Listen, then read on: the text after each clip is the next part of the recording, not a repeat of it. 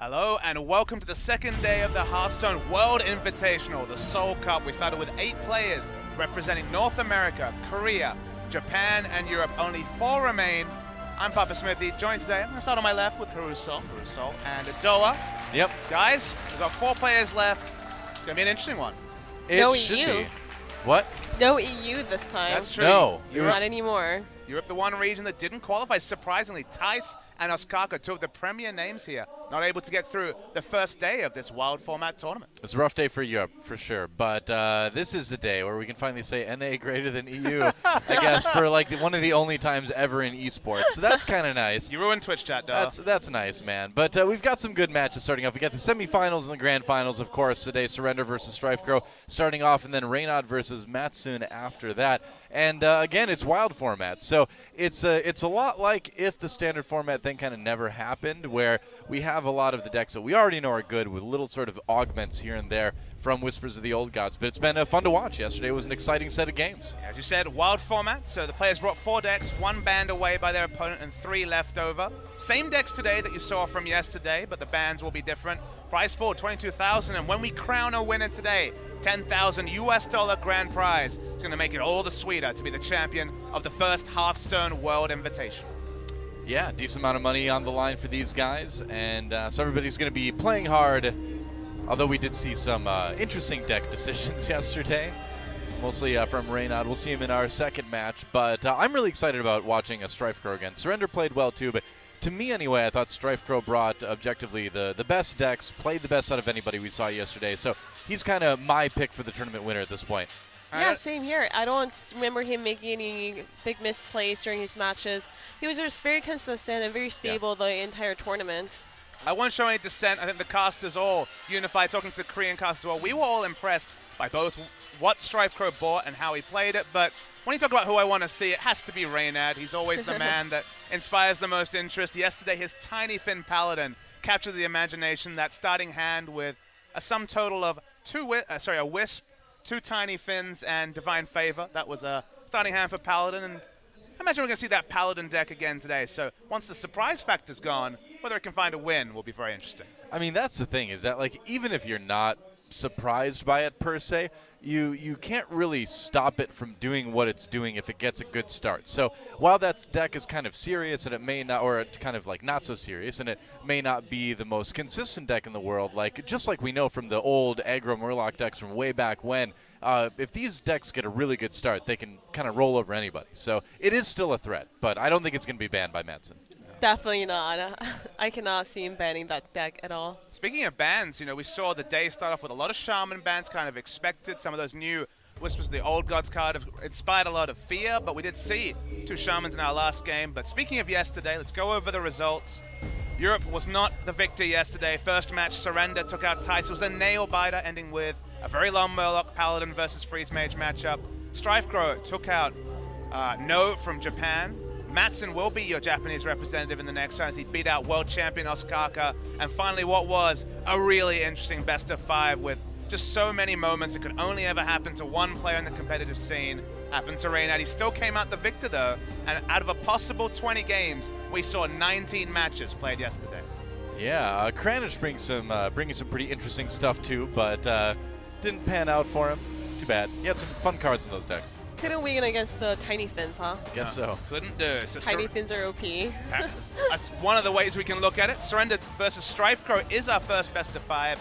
Matsun versus Reynad, and then your finalists. So potential for an All-American final, which in a Korean esports event must be close to unprecedented. I don't know, man. I don't think that's ever happened before. So that'd be interesting. I don't think we can count on that per se, but it's definitely a possibility.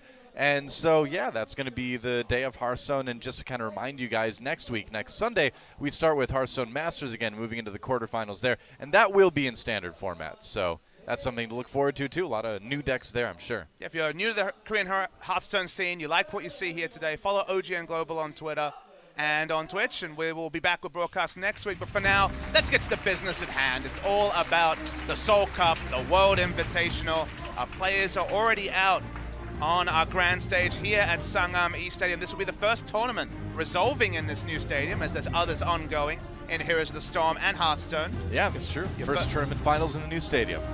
That's definitely something that will be in the history books. Speaking of guys in the history books, Surrender is one of the biggest names in Hearthstone Masters career history, finishing first at his first ever Masters Season 2, second in Season 3. We haven't seen him on the OGN stage since, but he's here in the semifinals. He took out Tice, but Russo, it was certainly a nail-biter against this really hyped-up EU player. Yeah, definitely, and I think Surrender made a few misplays here and there, especially with killing the Freeze Mage at the second to the last set. He did not set up lethal with the Xeraxis in the following turn. And you have to be straightforward. He did get very fortunate with all his healing draws on the Murloc Paladin right towards the tail end of Yeah, that definitely. match. He top decked and did a lot of answers last game, so maybe the luck is not gonna come through this time. We'll see. Yeah, and StrifeCrow, the only player to not win in a 3-2. He was able to do it 3-1 against Impressive. Snow from Japan. Yep. We were really impressed with both his tight play and his deck selection. Looks like a lot of N'Zoth is his main inspiration for the Wild format. Zoth, strong on the ladder in Standard format. You throw in Pilot Shredder, you throw in Sludge Belcher. Looks even more popular and viable in Wild. And yep, this seems to be the analysts and the casters' prediction. StrifeCrow has looked excellent so far. It's only been one set, but probably the most impressive performer we saw on day one. Yeah, I agree. He's just brought kind of safe, consistent stuff, put a little bit of Whispers of the Old Gods flair into it, and I think it's a solid deck list choice. Waiting to see what the classes are, what's banned. We saw 2 Shaman bans in our first series that Surrender took in, so we haven't seen Surrender Shamanless. Don't know if it is the mid-range or the aggro. Yeah, we haven't seen StrifeCrow's Paladin, and it looks like we will, though, today. Surrender banning away the Priest, StrifeCrow banning away the Paladin. And result, Surrender going to be piloting Warlock, Warrior, and Shaman against Paladin, Warrior, and the Warlock. So we're going to see the mirror classes of the Warlock and the Paladin. Unique classes going to be the Warrior versus the Shaman. Sorry, no, the Paladin versus the Shaman. Interesting. It's funny seeing Surrender ban away StrifeCrow's Priest, because in my opinion, I think that's the weakest deck he's got, because, well, I don't know. Actually, we saw the Light list Bomb still exists in Wild, so Yeah. never mind. I was thinking, I got Standard on the brain. I mean, it does still exist, but Striker brought a lot of the value minions to the Priest, so I don't know if I agree with the ban. Warlock Paladin also off the board, but guys, we're ready to load in to our first game of the Seoul Cup for the day. Semi-final action, one person will make the final. Surrender vs. StrifeCrow starts now.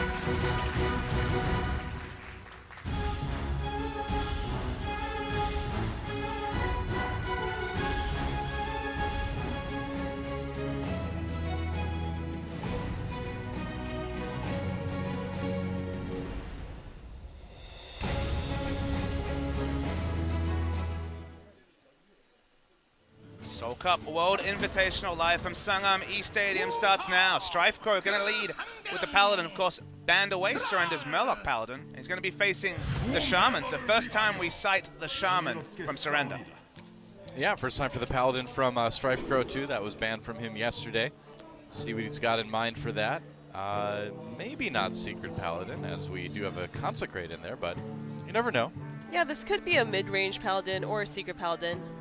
Could be. Looks like certainly aggressive Shaman coming out of Surrender. With the abusive Sergeant, you have to heavily expect that. Of course, even the mid-range Shamans try to curve out with Tunnel Trog into Totem Golem, but need more information on both sides. Seen players yesterday take a lot longer for mulligans than we're used to in Masters career. Wow, and StrifeCrow thinking about throwing everything back, but if you look at this hand, aside from maybe the Consecrate, it doesn't do a whole lot right away against aggro Shaman, so it may seem surprising to see those Knife Jugglers get thrown away, but can't blame him. This looks like a mid-range Paladin from StrifeCrow, especially with the equality drawn into the hand. Seems that way, doesn't it? We know that Surrender's start is a very fast one, and so far, not the best early answers. 2 3-drops that will be relevant in Muster and the Outdoor Peacekeeper, but certainly not a Zombie Chow or something that can really contest the board early. StrifeCrow may be in a little bit of trouble here, because that's going to be a lot of damage coming in, specifically on turn 3 when that Flame Tongue Totem comes down. Now with the True Silver draw, maybe forced to Hero Power Pass, would have considered coining into something, but... Clean Thrall, so the mid-range Thrall. Yeah. Clean Probably Thrall. not going to see any of that today, right? So, do they call aggro Shaman yeah, Dirty Thrall? Yeah, then? we yes, they do. Clean Thrall is mid-range. He's okay. Yeah, people call others dirty if they're playing face hunter or aggro shaman. Anything aggro. I gotta say, you're a herself, disgusting human being. just I can hearing agree some with of that. these Korean terms, you know, we're talking about how Zoo is known as the Reynad Warlock deck. Maybe you need to do a nice translation post for just some of these Korean memes, of course, Korean terms, because it sounds like the Koreans really do have some interesting ways to look at Hearthstone. Yeah, especially with mid-range shaman, we call it the classic shaman because this is a shaman that we used to see a lot from before. Found Pepe. Pepe. There he is. Not Pepe Le Pew, though. No, that is a skunk from a cartoon that nobody is old enough to have seen. Uh-oh. I dated myself. Sorry, Doa. That's usually your job, but I'll have to work on that. let's get back at this one. Looks like Surrender might consider putting the pressure on. It does allow him to trade with the body of the outdoor Peacekeeper, and again, there's some removal options, but really turn 6 is when the Paladin gets the access to the Equality Consecrate, so for now, fighting for the board will cost Strifecrow a lot of his health total. Yep. Has to run into that Totem Golem, which is kind of inevitable. That's how it needs to be. Surrender off to a really good start. This Flame Juggler could actually get a lot of value if it manages to hit one of these 1/1s. And it doesn't. Whoops. Oh, well. That was it's a bit That is awkward. huge. that was definitely a 25% roll, but helps Strifecrow a lot. Will allow him to trade in cleanly into Yeah, one now of we the can 3 kill health minions. everything on Surrender's board, right? So do you just go for the Totem here and hope you roll a Taunt Totem? That's what I would be kind of thinking of. So, I mean, Argent Squire looks like the better definite play, but you might want to just roll the dice and try to get that Taunt Totem in this situation. Don't have extra information about the Paladin deck. It's the one Sick drawing. that hasn't been seen. Probably the same fan yesterday who was really lining up the crowd with some excellent artwork. I don't think so, actually. The way his pen drawing was rendered was slightly different in technique. You are certainly the one who has the best read on artwork, Doa. I have a degree in this, Papa Smithy. All right, so Consecration is going to be a clean answer to this board. Yep. Won't kill quite everything. Actually, no, with the weapon charge. Yeah, with the weapon. Oh, you with can the kill minions and the everything. weapons, yeah. This is definitely what Surrender's worst nightmare looks like. Single card in hand is just Burn Spell. You rely on those minions to get a lot of damage done. They certainly have done that at 16, but your whole board being removed is, to some degree, panic stations for Surrender. Yeah, and Consecration is really amazing in this matchup. A lot of times, Now, this is important, too, that he does it in a way that leaves one of his minions up, and that he's got a target for Keeper Voldemort next turn. exactly. It's important to note. Oh, no Doomhammer from Surrender. Yeah, Would that's be rough. a big spell power totem, though. Whoa, okay. Whoa. Let's see what he rolls. 7 would be massive. Find 6. Whoa. 6 is pretty big, too. I would just throw the Lightning Bolt in there. Yeah, why not? Yeah, I mean, do it while you've got the Spell Power Totem. You're already overloaded for 1. Your spell tower totem will die 100% Actually, even if with you the use a board. lightning chain here, then you're not going to be able to equip the Doomhammer, so that's why Surrender is holding on to I guess. that lightning bolt. But you couldn't kill him with Doomhammer anyway. So it doesn't really change the pace at which he would win the game, would it? That is the argument that he's having in his mind, definitely. Yeah. It'd be lovely if he had a way to kill off the minion to deny something like what we know he has in the hand in the Cog Hammer, but you can't play around every eventuality. I think you have to go for it, because if you do and they kill your Spell Power Totem, you can still draw a Lightning Bolt or Rock Biter Weapon to hit him for 3 and win. So, oh, he passed the turn. Okay, well.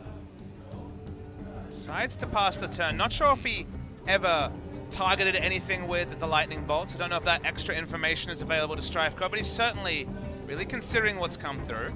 So this is really scary. What do you do here? Do you use Keeper Voldemort as you have originally planned out, or do you use the True Silver to get that 2 extra HP, but not Good set up question. anything for the board? You have to heavily expect, given how Surrender played out that turn at 1 mana, that there's a spell that's direct damage in hand. So maybe the Cog Hammer this turn isn't as prioritized, or you do expect there to be charge minions coming through from the aggro shaman, but healing seems to be the big story. It's off curve, but it's pretty much panic stations at 7 HP against aggro shaman for Strifecrow. So if he uses his Keeper Voldemort, he's gonna die to Doomhammer. Yep. Die to a couple different things. Another Crackle would do it too, And that theoretically. saves him from Doomhammer. Yep. Equips the Cog Hammer, as you say, does prevent Doomhammer from being lethal. Will be a 5 mana turn from Surrender after using the Crackle. Surrender's got so much health left, though. Ancestral Knowledge, the start of a massive turn. That's Crackle so would be scary. lethal. Yep.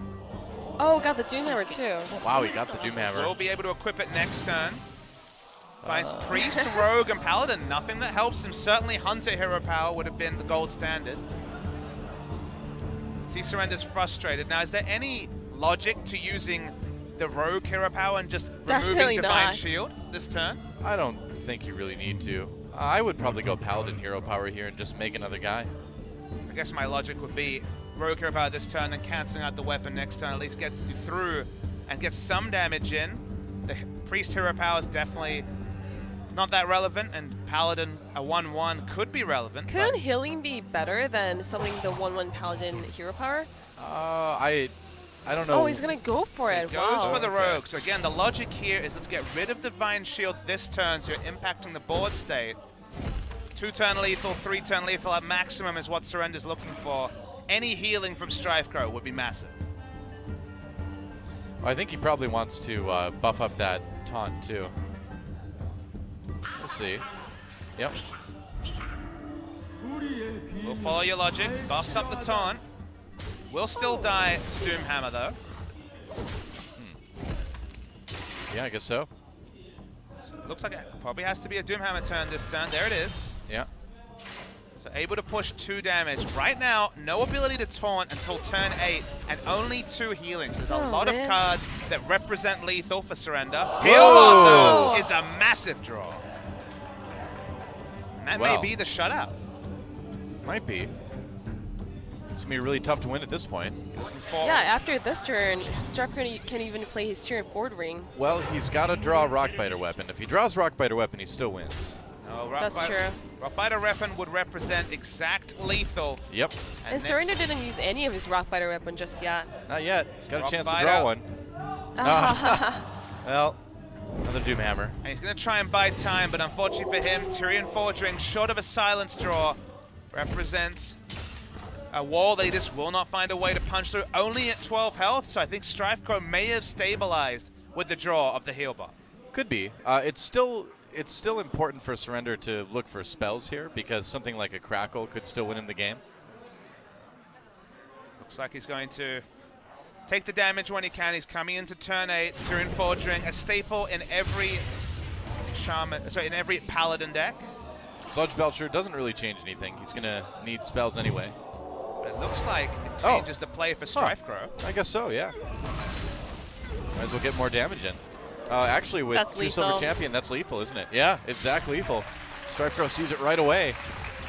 Really nicely spotted, nice ordering. This is what we came to expect from Strifecrow yesterday. And that is game 1 to Strifecrow. Surrender, some very nice early turns, but the Consecration turn was the big swing. Consecration on turn 4, clearing what was a very imposing board, slowed down what was looking like the aggro Shaman story of just overwhelming you early. Strifecrow stabilized, the heal bot did the rest, and first game goes to Strifecrow. Yeah, I was a bit surprised that Strifecrow mauled away his Consecration in the starting hand because it is such a key card against aggro Shaman. But he got rewarded. The Consecration came back on time and he was able to use it after setting up his board with the Muster for battle. Yeah, it was interesting to see. I guess you mulligan it away because he hadn't seen Surrender's Shaman deck yet. Thought maybe it could be mid-range or something like that, but I feel like in this meta, you really have to assume aggro every time. So the remaining decks for Strifecrow are the Warrior, very much a control warrior, and Reno Warlock. So there is definitely decks that can find that stabilizing point against Shaman. So not able to get the Shaman in what was a really good situation, get that win with Shaman may come to cost, but Shaman has so many extra tools in this new meta. Surrender will need to find a win with that. Warlock and Warrior, we know they are to be Reno and Patron Warrior left over for Surrender. True. Ready to load into our second game. Strifecrow in a commanding spot. Played well yesterday. Played well again in our first game. Let's see if he can move on to an early lead. So Strifecrow versus Surrender here at the Hearthstone World Invitational. Strifecrow is going to move along to his Warrior. It's not one of the Patron Warriors, even though we do see Ravaging Ghoul on the starting hand. Surrender going to be sticking with the Shaman. Yeah, usually this is a little bit better matchup for the Control Warrior compared to the mid-range Paladin that Strifecrow was using in the first set. Yeah. It's still a little bit rough, though. I mean, Surrender is going to have a tough time winning with this aggro shaman against the decks that StrifeGrow brought. Especially when StrifeGrow got that fiery Winx, right? You say that, but Armorsmith, the Ravaging Ghoul, all these cards are excellent early drops against the low health, high damage minions that the Shaman is known to play. Yeah. Almost the gold standard of early curves against a Shaman aggro list.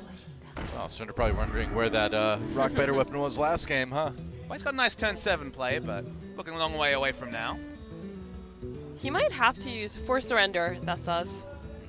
Surrender, very, very popular player in Korea. He might have to use, wow, he's gonna play another Urgent Squire. I mean, if he draws into something like a Flame Totem, I suppose that could be good. Yeah. What StrifeGrow will use to contest the board. Armorsmith will actually be punished by one of these Rockbiter weapons. Yeah, Will. I was wondering if we were going to see him just armor up and play the Ravaging Ghoul next turn. But that may be giving Shaman a little bit too much early time. Surrender may be, using the Lightning Bolt. Interesting. Right. So holding on to the Rockbiters because he has the Doomhammer in hand. Turn 6 is when the fireworks start from Surrender. Let's see how StrifeGrow approaches this turn. Ravaging Ghoul. Well, it's great, yeah. It is great. And this, he can also play Fire Warx and Armorsmith next turn. All the early drops hitting so cleanly for StrifeGrow, but Surrender has that insane burst potential. Although both Lightning Bolts out of the equation very early. Yeah, he needs minions like Tunnel Trog, Totem Golem, the early threats. Yeah, he's doing what he can. But I think we could definitely see Armorsmith armor up or Armorsmith Fiery War Axe. Depends on if he really wants to prioritize getting rid of that Armorsmith. Justice Realization against this dirty, gross Shaman, obviously. Seems like the fans are already out and their voice as one. Very clearly not fans of Shaman. Aggro Shaman seems to be the deck that's denying fun as much as possible on the ladder. Some people experimenting, some people playing Aggro Shaman. Oh, the real question is, does he have that Flame Wreath Faceless in there? We definitely expected to see a lot more Flame Wreath Faceless than we ended up seeing. I don't think we saw a single one played yesterday. Nope. Does decide to use one of his Rockbiters. Yeah, you kind of have to in that case. It's painful, but will have access to Doomhammer as he will not be overloaded on turn 5. But the health total already very, very safe. You know, you'd want StrifeGrow to be at the 14 health total he was at in the previous game, but at 35, already running into a scenario here, Surrender, where the minions haven't done the damage, and if we see this armor total start being increased, it's going to be difficult for Surrender to push through this very tanky warrior. Yeah, StrifeGrow, there's N'Zoth. StrifeGrow has a lot of good options here. You can just drop the Sylvanas this turn for the board control. When minions come out later, he's got Bash to gain some armor and take away something on Surrender's side, so I think StrifeGrow's in great shape. Yeah, he has 31 HP, and Surrender's only 2 minions so far played were 2 Urgent Squires. They don't really do anything. Wow, that Options hurts. here of what to do when it comes to Sylvanas. Hasn't had any early minions, so probably is very likely to draw into minions in future turns, so can't just ignore the Sylvanas. We'll take it out with the first charge of the Rockbiter weapon. And that is not a taunt totem.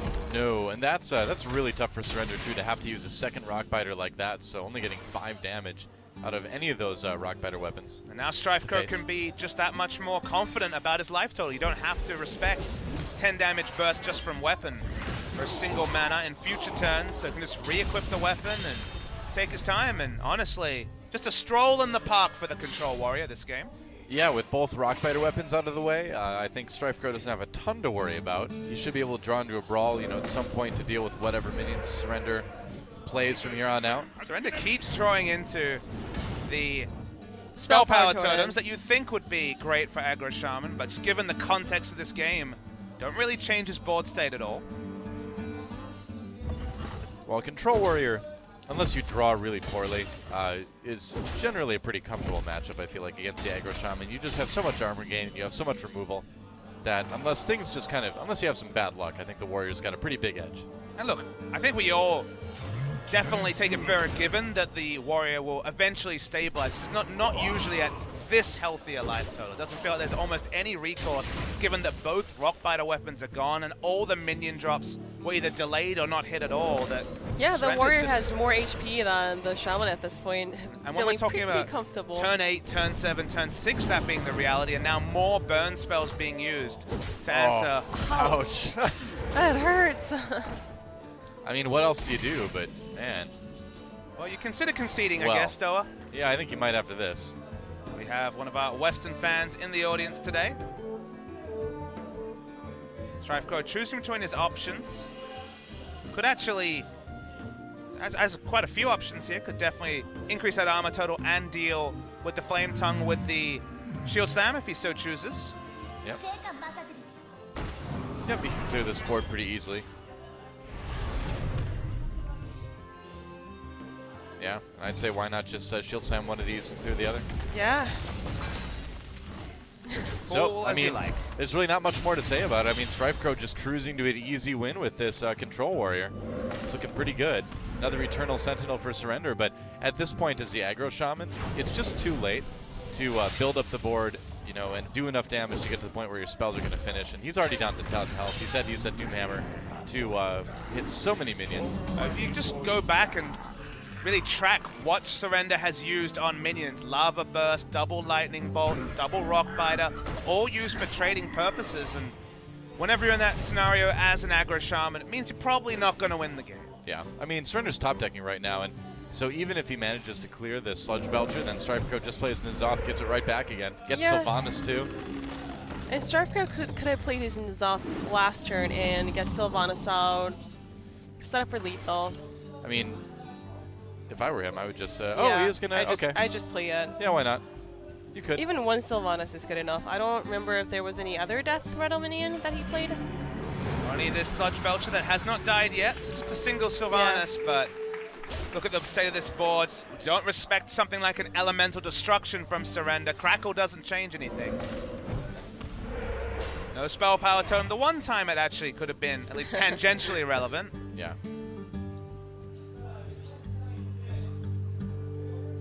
Gonna see Surrender display, stay alive. Oh, he rolled another 4. Ouch. Push some damage to face. He's not dead, at least on the board yet. Yeah, he's going to live one more turn at least. Yeah, why not play the Piloted Shredder? Doesn't hurt. And StrifeCro knows that Surrender has been just drawing off the top for multiple turns, so is in no worry about there being an answer. Will actually not extend the board, surprisingly. No, I really like this. So this is something that I do all the time too. I don't want to play my Pilot Shredder when I have an absolute edge over the other person Yeah. because I never know what's going to come out of that Pilot Shredder. Exactly. You don't want to This get could be a that game Doomsayer. changer. Yeah. Yeah. I don't want to risk that. Really nice clean play from StrifeCro to hold on to it. We'll see another trading turn coming through from Surrender. Yeah, the funny thing is that unless StrifeCro runs Gorehowl, he doesn't have any more weapons in this deck probably. Did he use both of his Death Bite? I He don't used- think. oh yeah, Death's Bite. I keep Yeah. forgetting we're doing Wild. Yeah. I guess Wild Death's Bite still format, though. exists. That's the story here. Yeah. Well, that's a Dr. Boom. This game has been all but over for multiple turns. You hear the fans clapping already. What could the answer possibly be from Surrender? It's certainly not an abusive Sergeant. That is game 2, and suddenly 3 match points for StrifeCro as he looks to rampage his way to the grand final. Yeah, it's looking good so far. Just one win with Warlock away. And we did see that Warlock yesterday. It was a Reno Warlock, as Yep. far as we could see. That's And right. Surrender, the moment he did not beat that mid-range Paladin, again, I looked at the classes, you read them out, they all sound like mixed to bad reading for aggro Shamans, so we may see Surrender queue up that Shaman a 3rd time, not find a win, and this could be a very cruisy series for StrifeCro. Well, it's like we said going into it. He just has a lot of really good, consistent control lists. Well, at least controlling lists anyway, and all of those seem to be pretty good against the aggro Shaman. So that's kind of the Achilles heel for Surrender anyway. Surrender staring intently, always known to take his time with his decisions. Even though that game looked unwinnable, he still stuck around, looked for information, perhaps thought forward to future games, but it's going to be certainly more than a struggle for him to find a way back in this series. We talked about StrifeCro, we complimented him on his play. Nothing's changed here on day 2, and Again, 3 match points at Sangami Stadium to make his way to the first ever grand final held at this new OGN stage. Waiting to load into game. Reno Warlock is going to be pretty good, you have to think. And he's going to stick with the aggro Shaman, like I mentioned. Wow. You know, I think, to be fair, Shaman has the best chance to run over this deck of any of them so far.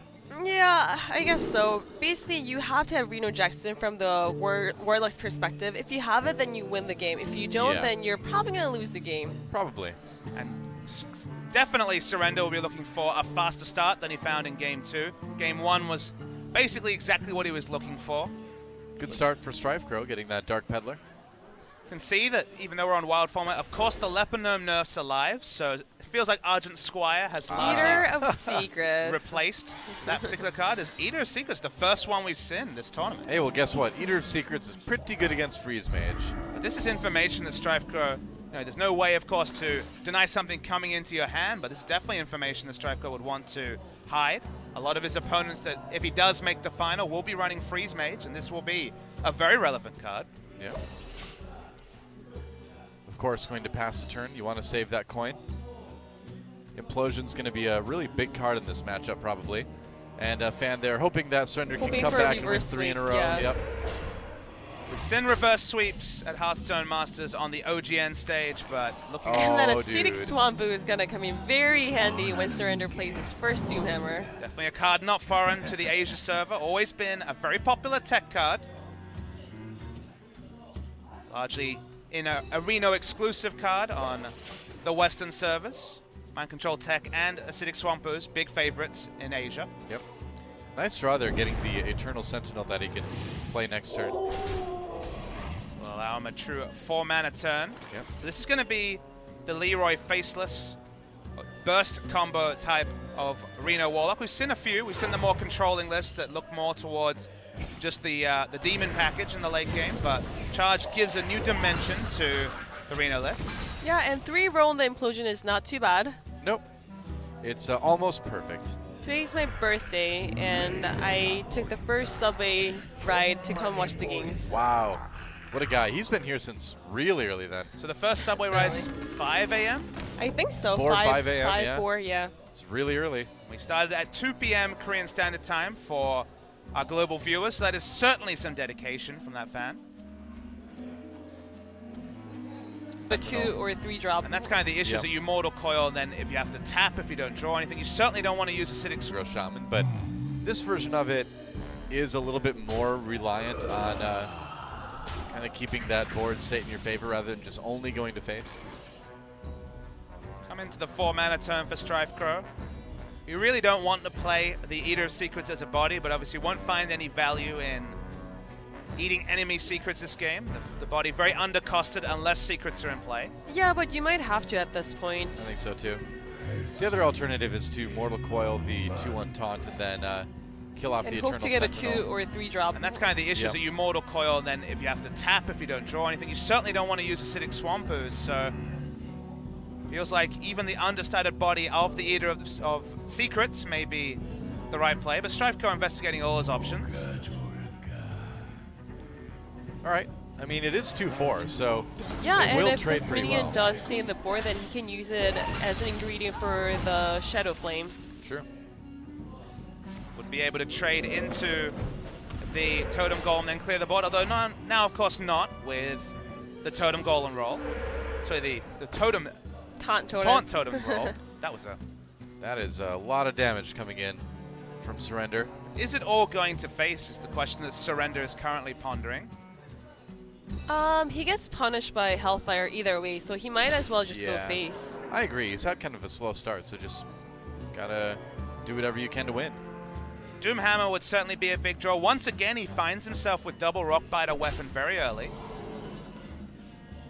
Nice draw. Sludge Belcher's pretty good here. Doomhammer, Rockbiter, setting, and concede. There you go. I mean, it could be a spoiler, I guess, given the texture of Surrender's hand right now. Yeah, he is holding onto the 2 Rockbiter weapons right now. What do you do here? Oh my gosh, like the Sludge Belcher doesn't feel very good You know, with an Eternal Sentinel setting at that 5-2. He could play Reno this turn, run the 2/4 into the taunt, and then take out the Flame Tongue Totem with Reno Jackson. With Leroy Jackson. You mean. Or Leroy Jackson. Oh, okay. Leroy Jenkins. Leroy Jenkins. Leroy Jenkins. Whoa. Guys, look at what wake that. happened there? Whoa. Okay. Wake up, people. All right. It's Man. early. It's esports morning here. It's way beyond esports morning. Might start the turn with a Shadow Flame. Could Mortal Coil into Oh, okay. Oh, yeah, I like this. This the is a clever play. Flame Tongue Totem. Yeah, we didn't see it, but yeah, that Let's I not like talk this about play. that. Doomhammer? Nope. Doomhammer represents very close to lethal next turn. If any of these minions stick, would only... In fact, the Doomhammer itself would be lethal if no taunt was observed. No Hellfire from Striker just yet. So Shadow Flame down. Twisting Nether turn would be a few away and doesn't have that either. So expecting there to only really be Hellfire and maybe Demon Wrath as an answer to these boards. I think this is a perfectly fine turn. He might still die, but No, it's building up not enough yet. on the board. Doomhammer would have been now lethal. he might. Well, that's going to be kind of rough. No, okay. Well, let's see. How much damage does he have? So if he used a Lava Burst this turn, it would be 5 plus 5 from the Tunnel Trap, which is 10. Would have been 14 damage. It would be 4 off lethal. This might actually be This Is also lethal? yeah. be 11, 14. It looks lethal. Yeah, it's lethal with the Lightning Bolt. Yeah. Wow. Well, Double Ancestral Knowledge and that synergy with Yeah. the Tunnel Trog is enough for Surrender to pick up the answer. So we will not see a sweep. Surrender does get a win with the Aggro Shaman and now has to find a win with a Reno Warlock of his own and Patron Warrior against the Reno Warlock of Strifecrow. Finally gets that first win with Shaman. Still has to get 2 more wins to take this series. it's kind of like we talked about at the beginning, that in this matchup, a lot of times if you don't have that Reno Jackson come in when you need him, you just can't survive the damage coming in from the Aggro Shaman. So I don't think Strifecrow would be too worried about that loss. It's kind of to be expected. Does have the mirror where he could potentially outmaneuver Surrender, and again the matchup against Patron where if you draw the Hellfire you have a lot of options to deal with the Patron Warrior. We saw a controlling Warlock do very well in that matchup. It's always historically been good for the Warlock, although some people disagree depending on the board clears available, but we are going to see Patron Warrior versus Reno Warlock. Still match point for Strifecrow. That is interesting. So Surrender definitely wants to end the series as quickly as possible. He wants to test his luck, see if he can actually get a win with this warrior or not. He did run a Sacrificial Pact in his Warlock deck, Surrender, so he definitely had an edge over Strifecrow if he chose to bring Warlock this time, but decided not to. If we do see that Reno mirror, it will be in our final game of the series. Every series barring Strifecrows went to the full distance to 5 games yesterday. Yeah. So Strifecrow kept his Spellbreaker in the starting hand. I wonder if that was geared towards Acolyte Pain. Certainly could be. Otherwise, early Frothing Berserker can get buffed pretty huge sometimes, so you never know. It's got some versatility in it. Watching Surrender's hand as the weapons, but actually draws into a minion to start building the board from his perspective. Key card for Strifecrow is Hellfire to Yeah, really I tap deny. here. I tap here looking for the Hellfire. Instead plays the 2/4 minion that clearly will allow some armor gain to start or the weapon to come out from Surrender. Look at this, he has the turn 5 Patron turn, so that draw into Hellfire is only getting more and more necessary. It's a really nice turn for Surrender. He can even clear the demon that comes out, kill the imp with that Armor Smith. And Strifecrow, he's going to have a big minion in the Twilight Drake this turn probably, but it's going to feel a little bit awkward. Plenty of fans have joined us for this second day of the Seoul Cup. No execute, so no easy way to deal with the Twilight Drake. Still really wants to go for this turn 5 patron play. 4 patrons would be a board that only Hellfire and Shadow Flame could answer. But if this minion sticks, it is those 2 board clears that could punish rather than just the Hellfire. I mean, the longer you wait to play your patron turn as warrior, the more chance they'll have to have a removal in their hand to get rid of it. So I say go for it. Yeah, I mean, usually he can't this Surrender is a turn, very but- aggressive player who likes taking the chances. Yeah. So I kind of see him playing the Patron with the Inner Rage next turn. Right. Is close to an all-in play unless he can find Battle Rage and card draw in later turns, though. 5-mana turn for Strifeco. If he was to play Lotheb, that would stop there being the same sort of turn 5 Patron play.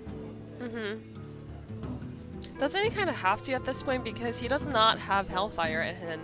I think Lotheb's the best bet. Yeah. Might see him go for something like Sludge Belcher, I suppose, too, but it'd be pretty bad in the Death Spite. I think, I think Lotheb's probably the way to go.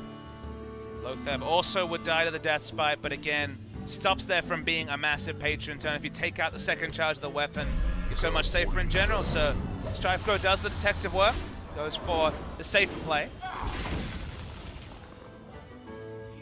All right. It's Patron time. Is it still after the Lotheb? Oh, no, it's not. Never mind. Wow, I need to wake up. Patron time has been delayed. So what does Surrender make of this board? Again, can cleanly kill the Lotheb with the Death Spite. Could also develop the Frothing Berserker for what would end up being a 6/3 body. Yeah, you don't want to use the Death Spite. You do have Inner Rage and Whirlwind if you want to sped your green patrons at turn 6. I suppose, but So I think you can use the weapon. Oh, he's gonna go for it. Wow. Decides to disregard the fact that he can't come up with a massive Patron turn. Has tools for a later Patron turn. But maybe this is just, again, respecting the potential for a board clear, or respecting that patrons are not always your win conditions specifically against Warlock decks with their multiple board clears. Yeah, and unless Strifeco draws into a Dirk Bomb with a Tab Heat, that Spellbreaker is gonna come in really handy. yeah, I mean, you can silence one of the Grim Patrons, kill the other with the Twilight Drake, and kind of end that threat right there. Yeah, and if he chooses to use a Spellbreaker, then I want to see the Spellbreaker on the 3/3 Green Patrons to block away the Battle Rage. Yeah, definitely. It makes sense to use a Spellbreaker in this scenario. You think about the Patron Warrior list, apart from perhaps a Frothing Berserker, there aren't that many silenced targets, so shutting down the Patron turn is definitely something that we expect Strifeco to focus on. Dark Bomb is still a card too, so I think he needs to tap first. Would be the cleaner takeout. I mean, if he wants to play that Zombie Chow, but it's probably worth it. Hey, Wow. he draws into it. Wow, that is clean. Good casting there. Good predictions, I like it. Yeah, and he can even set up with a Zombie Chow and set up the favorable trade. Yep. Follows out exactly as you mentioned, Hurusol. Not worried whatsoever about the armor total from the Patron Warrior. So happy to leave the Armor Smith alive for now. Oh, 2 Inner Rages and 1 Whirlwind. What do you do with this hand? You save the Inner Rages for Gromash Hellscream. Start hitting the face and hope that your 14 damage yeah. Gormash on turn 4 is enough, but Yeah. not realistic, really. It is a lot of burst from hand that you may not respect from the Patron Warrior, especially with no weapon developed. All right, time for Spellbreaker. Yep. And we talked about the Spellbreaker being useful against the Grim Patrons, and also situations like this where you've got the Yeah, huge that Frothing Frothing Berserker is very impressive with the 9/3 step, but gonna go back down to 2 attack power. Would have 3 mana left in the turn, so could just fit in something like the Earthen Ring Farseer for a decent board. I think that's good. Yeah.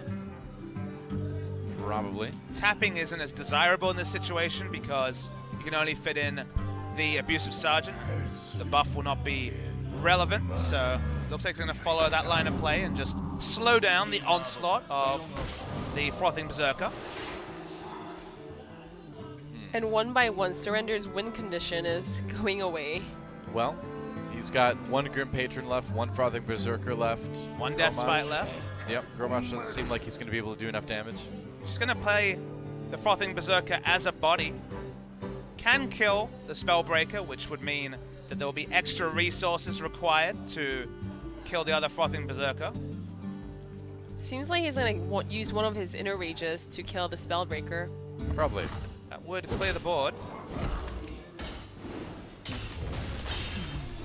On the Strifecrow side, though, you've still got some good options, as far as staying alive. You still got that Sludge Belcher. You could even, yeah, I mean, that's about it.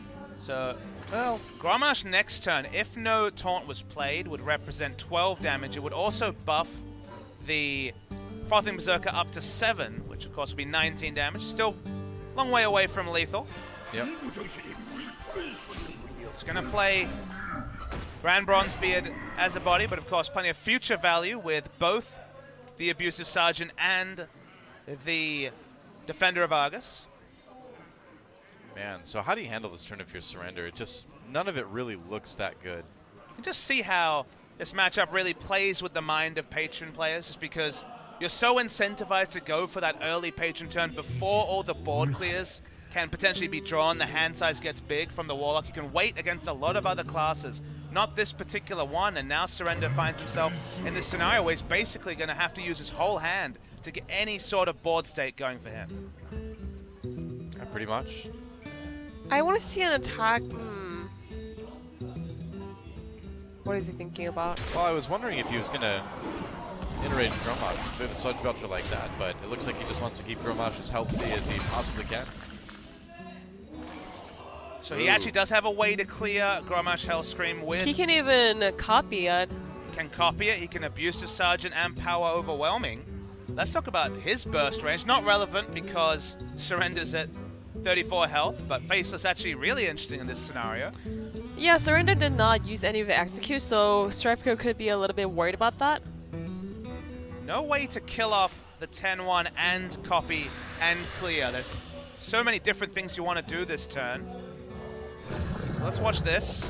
We'll copy Grommash Hellscream to trade. Never trade. No, he really should, though. Yeah.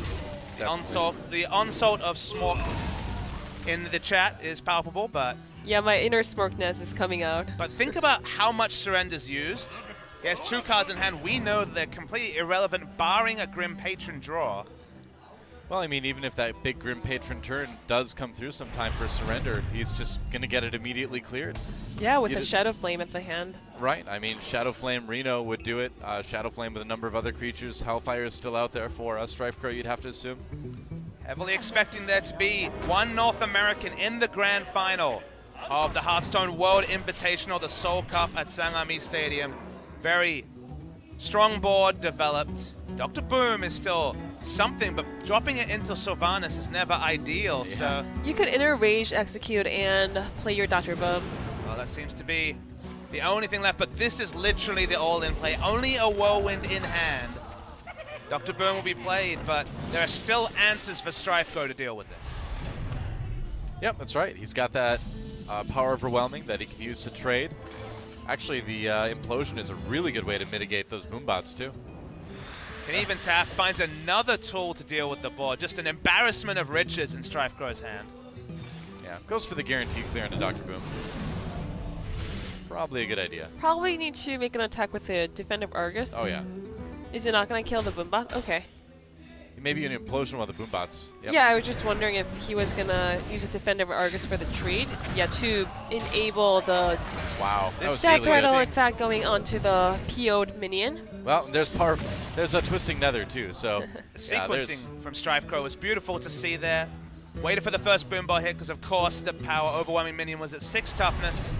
When it took 2 damage and could theoretically die, decided to Mortal Coil later. Excellent to see. And now, again, Surrender, looking for some sort of miracle from his deck, and Strifecrow has the Reno Jackson. Wow. Has more healing now, so doesn't even have to commit to that. And that kind of seals the deal right there. Between Anti-Killbot and Reno, there's just no way Surrender can do enough damage in this game. Yeah, and he already lost a lot of the burst of power from his deck already, with the Dr. Boom gone, Grommash Hellscream gone. Playing against a Patron Warrior, you do not have to respect something like a Brawl, so you're happy to just increase your board size. Yeah, doesn't really matter too much what Surrender draws at this point. This one is pretty much over.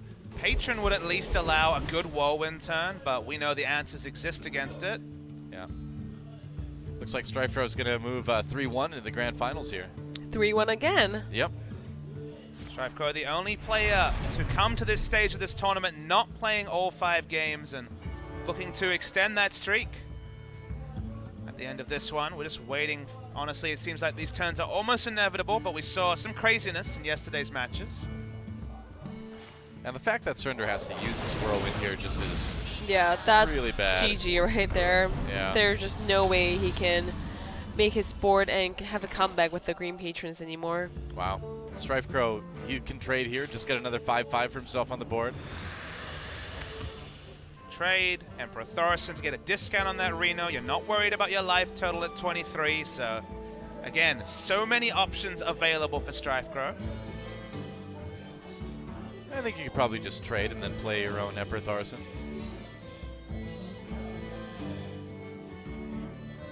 Strife Crow so far, sequencing has been good, he's played safe, he's recognized he's in a dominating position. This is the upteenth game. It feels like at least 3 out of the 4 games Surrender has been in that position with no hand, basically looking to the top of his deck for something to play, and Strife Crow leveraging the Warlock hero power this time has always had much bigger hand size. There is the Emperor, there is the trade, and the run towards the grand final just continues to be a nice breezy walk in the park for Strife Crow. Yeah, well, there's a Grim Patron. Oh, that hurts. That's conceived material right there. Yeah, that card is so troll all the time. Yeah, man. Our second Korean representative will look to be eliminated from this tournament. Surrender definitely looking like he will join Kranish, watching on for the grand final coming up later. Yeah, he beat Tice yesterday, which is a good match and a good accomplishment for him, but Strife Crow just looking way too good right now. So, no more Koreans, no more Europeans in the grand final. USA. USA. I mean, you say that. I can only say this one time in esports. This is my moment. In Korean esports especially, though, right. It is almost unheard of, but there is that chance of an All-American final. Watch, now Surrender has the brawl. No, I don't think so. He can't even battle rage. He can't even get battle rage value because there's nothing to trade with that would leave his minion alive, and he's at 30 health. I think Surrender has like maybe 1 Kor'kron Elite left in his deck that can actually do damage. There's Hellfire. All right. He has 1 more Deathbite left. Oh yeah, I suppose. And there's an ooze to answer it. Tentacle. Tentacle of N'Zoth. Looking for some burst to just finish the game off quicker. Now has 7 from hand with the Hellfire. Yep. Yeah, there's just, I mean, we've been saying it for like 5 minutes now, but there really is no way Surrender can win this game. How amazing is this? He can draw 1 card off of his battle rage now. I mean, that's more than he could do the previous turn, so... Doomsayer? Doomsayer? Even Doomsayer's not going to save him. Well, looking for the unlikely roll of the Doomsayer. Oh, Beckoner of Evil. It's a pretty good thing to have come out of the Piloted Shredder, actually. Yeah. Eater of Secrets. There's literally nothing that Strife Crow needs to worry about. Hey, there's Dr. Boom. I think when he plays that, Surrender's going to concede. Yeah. He can even play Dr. Boom and Acidic Swamp Ooze. Yeah, that's true. He can deny even the possibility of an execute, and he will. Yep. This feels cruel, but that is the reality of the situation that Strife Crow is in. Time to go. Plenty of damage on the board. Lethal is posed. Doesn't look like the world's least strong or least toughness taunt will change anything. Well, Surrender unlike really, what his IGN suggests, never surrender. Surrender's really not living up to his name right now, is he? This is like the most appropriate time to surrender. Strife Crow totally needs to Siphon Soul this unstable ghoul just for swag purposes. Strife Crow's just double checking ordering. He certainly has lethal with so much damage from hand. Yes. He's going to guarantee that both boombots hit base. 4. I see a 4 roll. This game is certainly over. Oh yeah. The game is called by Surrender. The manners are fine, and that is going to be Strife Crow making it to the grand final. North America making it a Korean esports grand final is always a moment to cherish for some people. Does not happen very often. It will happen today. Yeah, Strife Crow just again for the 2nd match in a row this weekend, looking really good, really calm and collected. Decks look awesome. And that little smile and a wave of hand for the fans, as always. Strife Crow's been around the Hearthstone scene and, of course, the esports scene for a long time. Very popular here in Korea. Taking out the hometown boy, still getting a big cheer. That means, we've said it before, no Europeans, no Koreans left in the tournament. Only Matson, the Japanese player, prevents the potential for an All-American final. But we're going to go to a break. When we come back, it will be that player Matson versus Reynad to to decide who will meet Strife Crow in the grand final.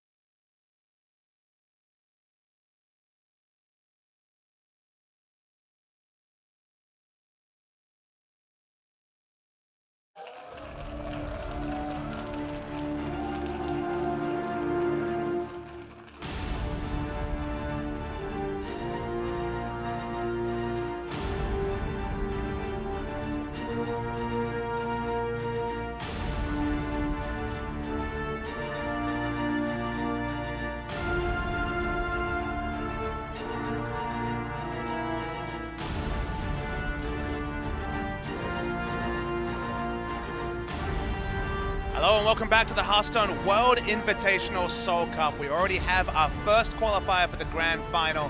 That is, of course, going to be Got the kind of X Factor craziness on his side. one way to right? call it, I mean, X Factor craziness. Okay. He's got that insane Paladin list that we didn't see yesterday, but we kind of assume Hobgoblin is in too. So we'll see if that's able to get a win again. I don't think Madsen's going to ban it, but this one should be a little bit more kind of fast and furious than our last match for sure. Yeah, it was definitely a cheese strategy coming from Reynad yesterday, and I don't really see him making it happen again after Madsen looked at most of the deck list from Reynad yesterday. And look, He's going to ban it, but this one should be a little bit more kind of fast and furious than our last match for sure. Yeah, it was definitely a cheese strategy coming from Reynad yesterday, and I don't really see him making it happen again after Madsen looked at most of the deck list from Reynad yesterday. And look, cheese strategies are all about taking someone off guards, but when you have to reuse that deck, when you can't change the list between days, it's going to be expected, heavily expected to be one of the decks left available for him to play. In the pre-show, when we did tape something, he said he had a deck that he was 10% to win with. Got that win in the first game against Kranish. Whether he can get another win with the deck today is what separates him from this semifinals and the grand finals, because of course you need to win with all your decks in Conquest format. But let's talk first about Madsen. Was of course at the APAC Winter Championship. Took out Ostkaka, the reigning world champion in the previous round, and it was a long 5-match series, but he did take out the world champion.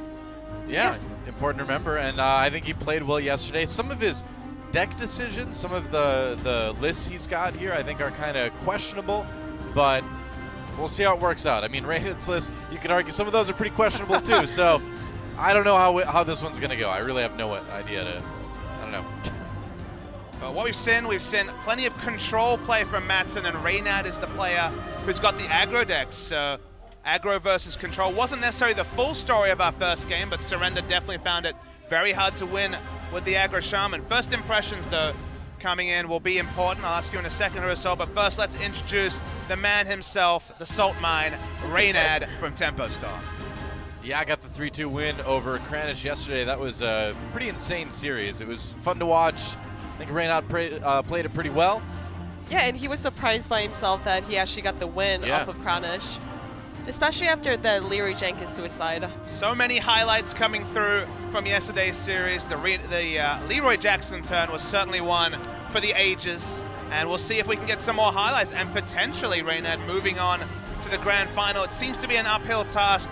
It all seems to hinge, for me at least, on that Paladin deck. If you can run it out, get a win, anything is possible. But if that proves to be like some other decks where you just can't pick up a victory in 3 times of asking, it will definitely hold him back from making it to the grand final. Yeah, so yesterday Reynad had his Warlock banned away, Madsen had his Warrior banned away. We're about to see what they're going to be for this match, and it looks like Reynad is going to lose his Shaman, Madsen going to lose his Warrior once again. So Warrior is the takeaway. Makes sense given the aggressive decks that Reynad is playing. There will still be a Freeze Mage coming through from Madsen, so it's going to be Paladin, Mage, and Warlock against Warrior, Paladin, and Warlock on the side of Reynad. Yeah, pretty good class list, I think, on both sides. The Reynad Shaman, obviously very, very strong. It's an aggro Shaman. It'll do work, but I think he's probably going to be fine with the Warlock, too. In fact, I think he may be a little bit better off, in fact. Yeah, I'm really glad to finally have a chance to see Reynad's zoo list, if it is a zoo. If it is a zoo, you have to heavily expect it. Of course it is. But 3 control decks, 3 aggressive decks. Either Reynad gets it done quickly, or you have to feel like Madsen will grind it out. We will find our second qualifier for the grand final. Madsen versus Reynad to find out who faces Strife Crow to be the Hearthstone World Invitational Champion.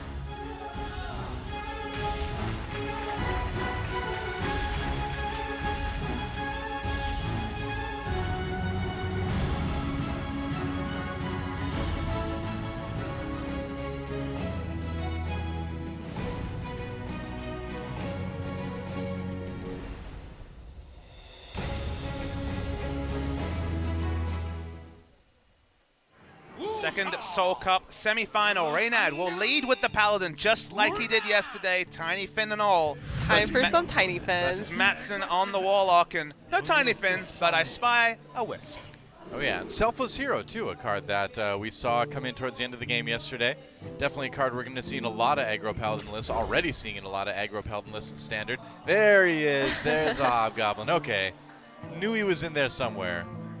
It's ironic that when we were talking about expectations for the wild format, I really hoped and prayed for a Hobgoblin, and we're going to see a Hobgoblin deck from Reynad. He's innovating once again, but let's see how he goes against the Warlock. Baby Finn. Tiny Finn, I'm sorry. Betraying yourself there. You were hoping and pleading No, in for Korean the it's called Baby Murloc, so that's why I always like mix up the name. You were hoping and praying for the Tiny Fin to stay alive yesterday. It managed to, as Reynad It sure did. piloted this deck to a win. Reynad not playing it because he wants to save it for the Hobgoblin. Gets another one. That's going to be a big turn 3 for this guy. Hellfire already looking like something very necessary, but Doomsayer is in the hand. Do you play the proactive Doomsayer? There's no board. There are definitely a lot of boards. You know, if we see 3 1-damage creatures come out, Doomsayer, of course, very likely to live. I think you do. I think you play the Doomsayer. But you can understand it being used reactively in a deck like Reynad's that can potentially be... And that personally wrote down Reynad equals aggro. Yeah. So Mattson just debating. He doesn't really have another play this turn. Tap is the only thing that really looks palatable. Oh, this is such a huge power play from Mattson. Yeah, I think it's a really good idea. I mean, Matsson's smart, man. He knows what kind of deck this is. He knows that turn 3 is a really big, really scary swing turn. So I think it's smart to play that now. Both the combos, the Steward of Darkshire and the Hobgoblin, come online on turn 3 with cards like the Wisp and the Meltdown. Look at this, another big draw. The Hellfire certainly will be a big, relevant card. And it seems like Mattson has all the tools to deal with what will be, at some point early in this game, a big board from Reynad. Wow. Do you Keeper of Ultima the 3/4 already? I don't think so. Because you usually want to use a Keeper of Ultima to the Death Rattle minion, whatever comes out, whether it be Manganis or Lord Zarustus. It seems like he's trying to use one of his expensive cards both to have a favorable trade, but more crucially, to get that Divine Favor turn online. If he can play his Hobgoblin turn and also Divine Favor, he really has a chance to refill after something like a Hellfire. Well, I mean, he has set himself up to play everything in his hand except for Divine Favor next turn, so I suppose there is that. But doesn't give him a lot of board presence per se right now. Gets a Dark Bomb out of his opponent's hand. What's going to come out? Looks like Drax is going to hit the board. That's not good for Reynad either. Definitely a minion that he can't answer short of equality. A little bit of saltiness coming. Goblins and Gnomes time. It's time for It the is. Tiny Fins. Time to go off for the Hobgoblin deck. Oh, how perfect. Three Tiny Fins. They will all They die. will all They were burn all in dying in agony. Hellfire, but Oh, it's man. so nice to see them for just the 5 seconds. Ironically, if it was a Golden Hellfire, you would see Murlocs burning in the animation. You won't see What? it here. Really? Yes. Yeah, and Hellfire. That's yeah. their Murlocs, if you look closely. Oh, I never noticed that. It goes back and references the early World of Warcraft days. One of the, I think the cinematic for Burning Crusade had a Warlock torching a bunch of Murlocs with Hellfire. So we will see the Divine Favor turn come out with the Wisp draw, so it will be a 5-card cards. hand refill. Very nice. Second Oh. Hobgoblin. Second Hobgoblin. And ooh, the Selfless Hero flies into the hand and onto the board. That's good. And he can play that Selfless Hero because, again, that doesn't work with Hobgoblin, so might as well get that out there right away. Need the 1 attack minions for Hobgoblin. And By since the he- way, Mattson has Alex Straza in his deck. I just realized that. Yeah. Since he knows that this is a Reno Jackson, that's not expecting a second Hellfire, but we've noted already that multiple board clears available to Mattson. He has Shadow Flame in hand as well, and Lord Drax is sticking around to be a Shadow Flame target if necessary. I mean, I just don't know how Reynad is ever going to kill Mattson because he's got Alex Raza and he's got Reno Jackson in his hand already. And even if Reynad gets him low, Yeah, he can play everything at his hand. he could. It is Well, he doesn't have enough room in the board, though, does he? the Sylvanas as well, so That too. how does he want to interact with this board? Probably want to kill the Sylvanas first. Maybe run into it with a shielded mini-bot and the Haunted Creeper just so you have a better chance of giving away something. Although, you have a chance of giving away the Divine Shield minion then. That's not good. Yeah, the Selfless Hero wouldn't be Yeah, don't want to give him that. a great donation to the side of Mattson, especially with some of his high-power creatures that will come out soon. He's going to lead with the Hobgoblin, though. All right, may just be thinking about going to face this turn then. Yeah, the longer this game goes on, the more guaranteed that Reno Jackson is in the hand. We know there's Alex Straza as well. Let's see, really wants the Divine Shield on the Hobgoblin. Doesn't get it. Oh. Actually goes on to Oh, it one went of to the Urge Divine Square. Shield minions already. Ouch. Wow. So that's interesting because you have cards that prioritize freezing targets that are not already frozen, but you don't have targets that give Divine Shields to cards that don't have it yet. You don't have that priority for a Selfless Hero. Huh. So this seems like a good turn for Shadow Flame after you kill the first body of the Haunted Creeper and take off the Divine Shield from the shielded minibot. Also guarantees it'll be the 3-3 that he takes away. Can play Bram Bronzebeard as well, and Reynad called it a 10% deck. That was enough percentage to take out Kranich, but now with the extra information available, he's basically on life support, and this may already be the concede. There it is. Yeah, no surprise there, really. I mean, there wasn't much Reynad could do from that point to win the game, and this is the deck that he said, you know, well, I'm going to have like a 10% chance to win a game.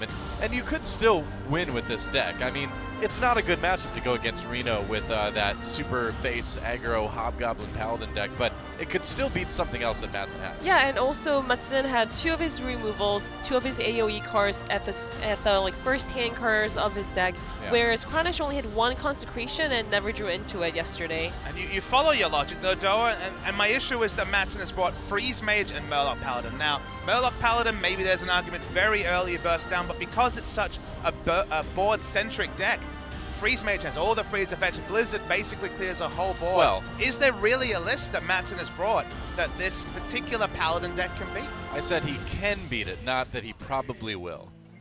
I don't think he will, but it's possible, you know? We saw one yesterday.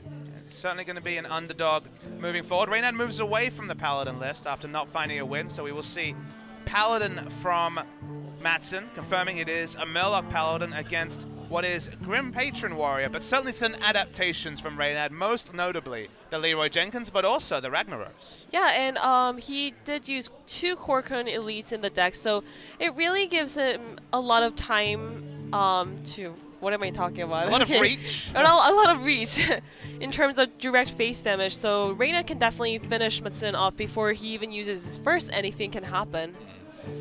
I actually like this list from Reynad. I like how super aggro it is, because it is a situation where you can come up with so much surprising burst from hand in a deck that people don't really expect a lot from, you know, since the Warsong Commander nerfs. So if you think about it, 4 charge minions and Ragnaros is just a crazy burst from a deck that became so board-centric after the changes to Warsong Commander.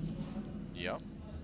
Not even a hero part. Doesn't want to give a target for Armorsmith or Acolyte Pain.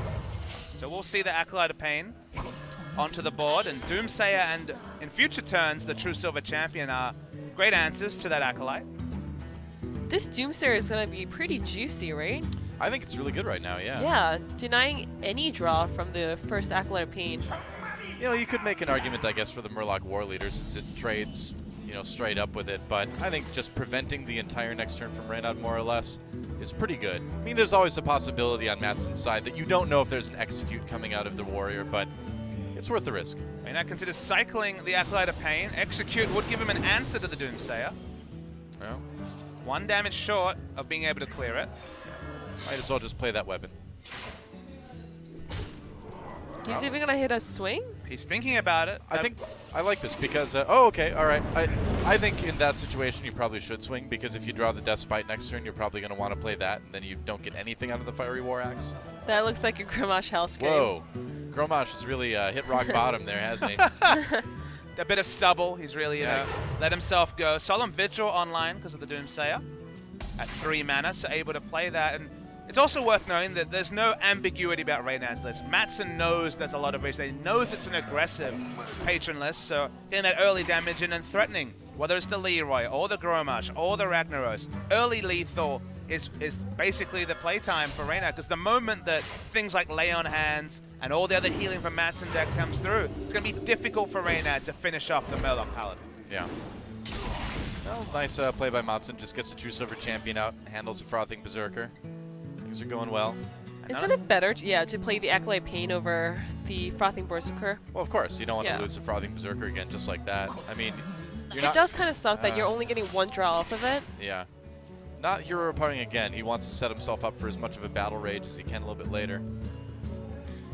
Yeah, he doesn't even have Battle Rage at hand just yet. Not yet. So he knows it's coming. How do you approach this turn? Because you could use your weapon charge, but remember, could just use the Murloc War Leader and Bluegill to trade with the Acolyte. Still denies the draw. I really like that play because the Bluegill Warrior is still going to survive with 1 HP after making the trade. Would also finally develop a board. Yeah, be something. He could also play double Acolyte. I guess, but I like this. I like being able to put some pressure onto your opponent that way. Might even decide to save the weapon charge. Yeah. Aha, Kor'kron Elite, #1. There's the Grim Patron, so starting to maybe sort of move towards that combo. But Reynad's had some really kind of unfortunate draws this game. He's gotten a lot of his expensive stuff early on. Look at that. I mean, Dr. Boom, Gromash, Ragnaros. Yeah, and that on the screen just said, what is it? Everyone get in here, the Patreon lines. The infamous call that kind of changed after the Warsong change. Well, everyone still gets in here now. They just don't pile on. Yeah, they don't do direct damage either. Wow, he's going to go for it. Okay. So there's only so many answers in this deck. There's quite a few, and it seems like he just wants to leverage the minimum amount of tools to potentially draw out specifically an equality, because that would be really massive for Reynad in terms of future turns. Well, he's got so many more threats than these Grim Patrons in this deck that he can do this and set up for a better Dr. Boom turn next turn. Yeah, Mudson can hold on to his equality this way too. Yeah. So we'll see how Mattson approaches this turn. He was thinking about playing Acolyte, which would mean he wouldn't be investing into the equality. You could go Acolyte and Consecrate after you kill the 3/3 with your 2 silver champion, and that would clear the board, leave your Acolyte of Pain out there. I guess it'd still get destroyed by the weapon, but you've got 2, so... Equality is just so much more valuable. As he's gonna now, he has Equality Consecrate in hand. That's why he can afford to take what looks like a very suspicious line from Reynad. Well, the other thing, too, is that now he's saying to Reynad, like, all right, you know, you have to use your dudes to kill my Acolytes of Pain before you use any Whirlwind effects, I suppose, but it is a little bit awkward. Yeah, but Reynad is playing really smart, and he's not committing to the board at all. Well, literally, this is a turn that hasn't been made for many a tournament. You know exactly how the patron interactions work at this point, so it's heavily suggesting, at minimum, equality in the hand for Mattson. Should be Equality Consecrate this turn. Oh, it could be Equality along with the Wild Pyromancer too, I suppose. I don't know if I actually agree with what Mudson has just did. He could have just get away with using 1 Consecration and keep the equality for the Pyromancer equality combo later on in the game. That's what I was expecting. I thought he was going to hit the 3/3 with his weapon and then just Consecrate. Me too. And the reason why that's more flexible is that equality is relevant at all stages, whereas Consecrate is that more situational card against the Patron Warrior. So I agree with you guys. He does find a second equality and Pyromancer, which to some degree...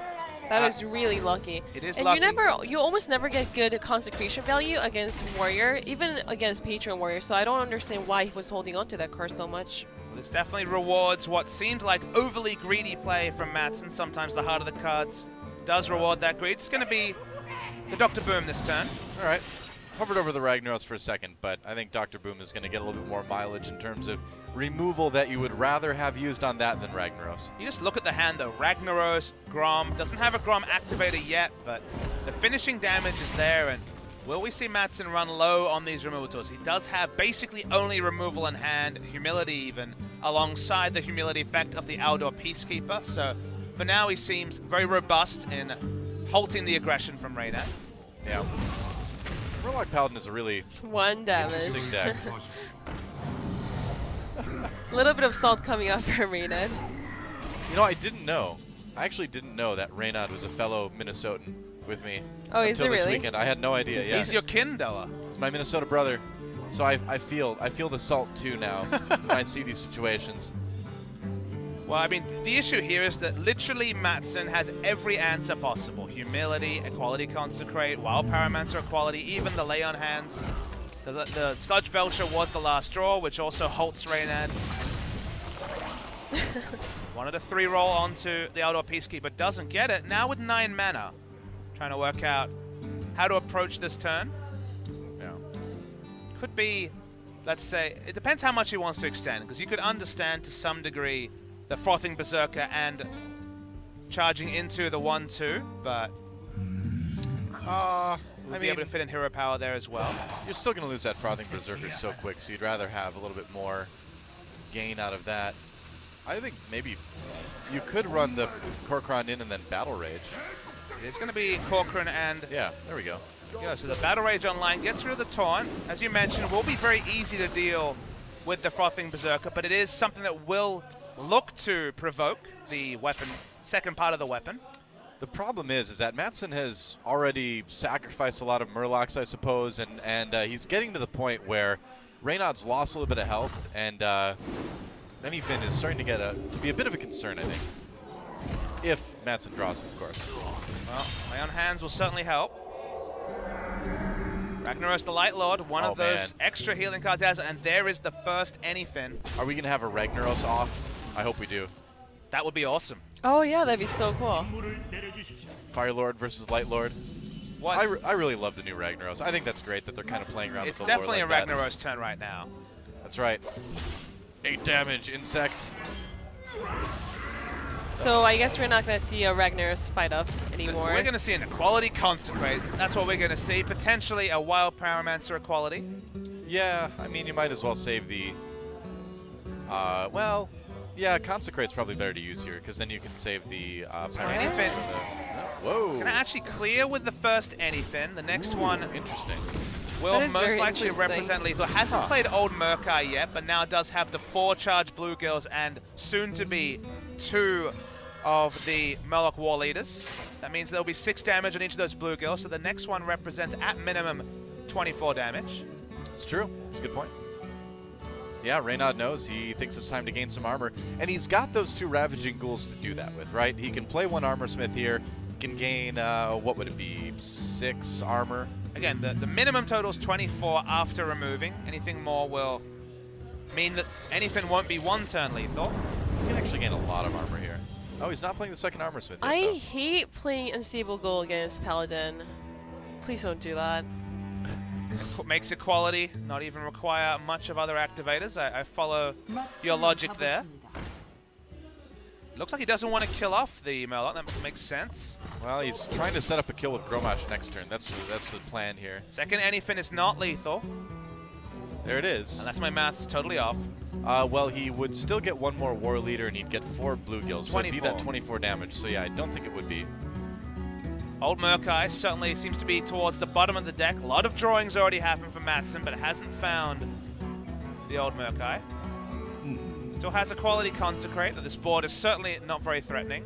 It's a 15 life total, so getting closer and closer to it being a worrying life total. Could play the Ragnaros, trade with the Ravaging Ghoul, and guarantee that the heal goes face. True, that would be good. Now, what damage reaches there? You respect 14 from hand, so it would be safe with the Ragnaros heal. But if he does trade like this, he will not be playing Ragnaros this turn. Wouldn't be able to guarantee that the heal goes to face. Silver Champion, and... Can Reynaud get lethal if he draws into Execute? I wonder. We should be seeing the Sludge Belcher here, shouldn't we? Yeah, even after the Sludge Belcher. There we go. Okay.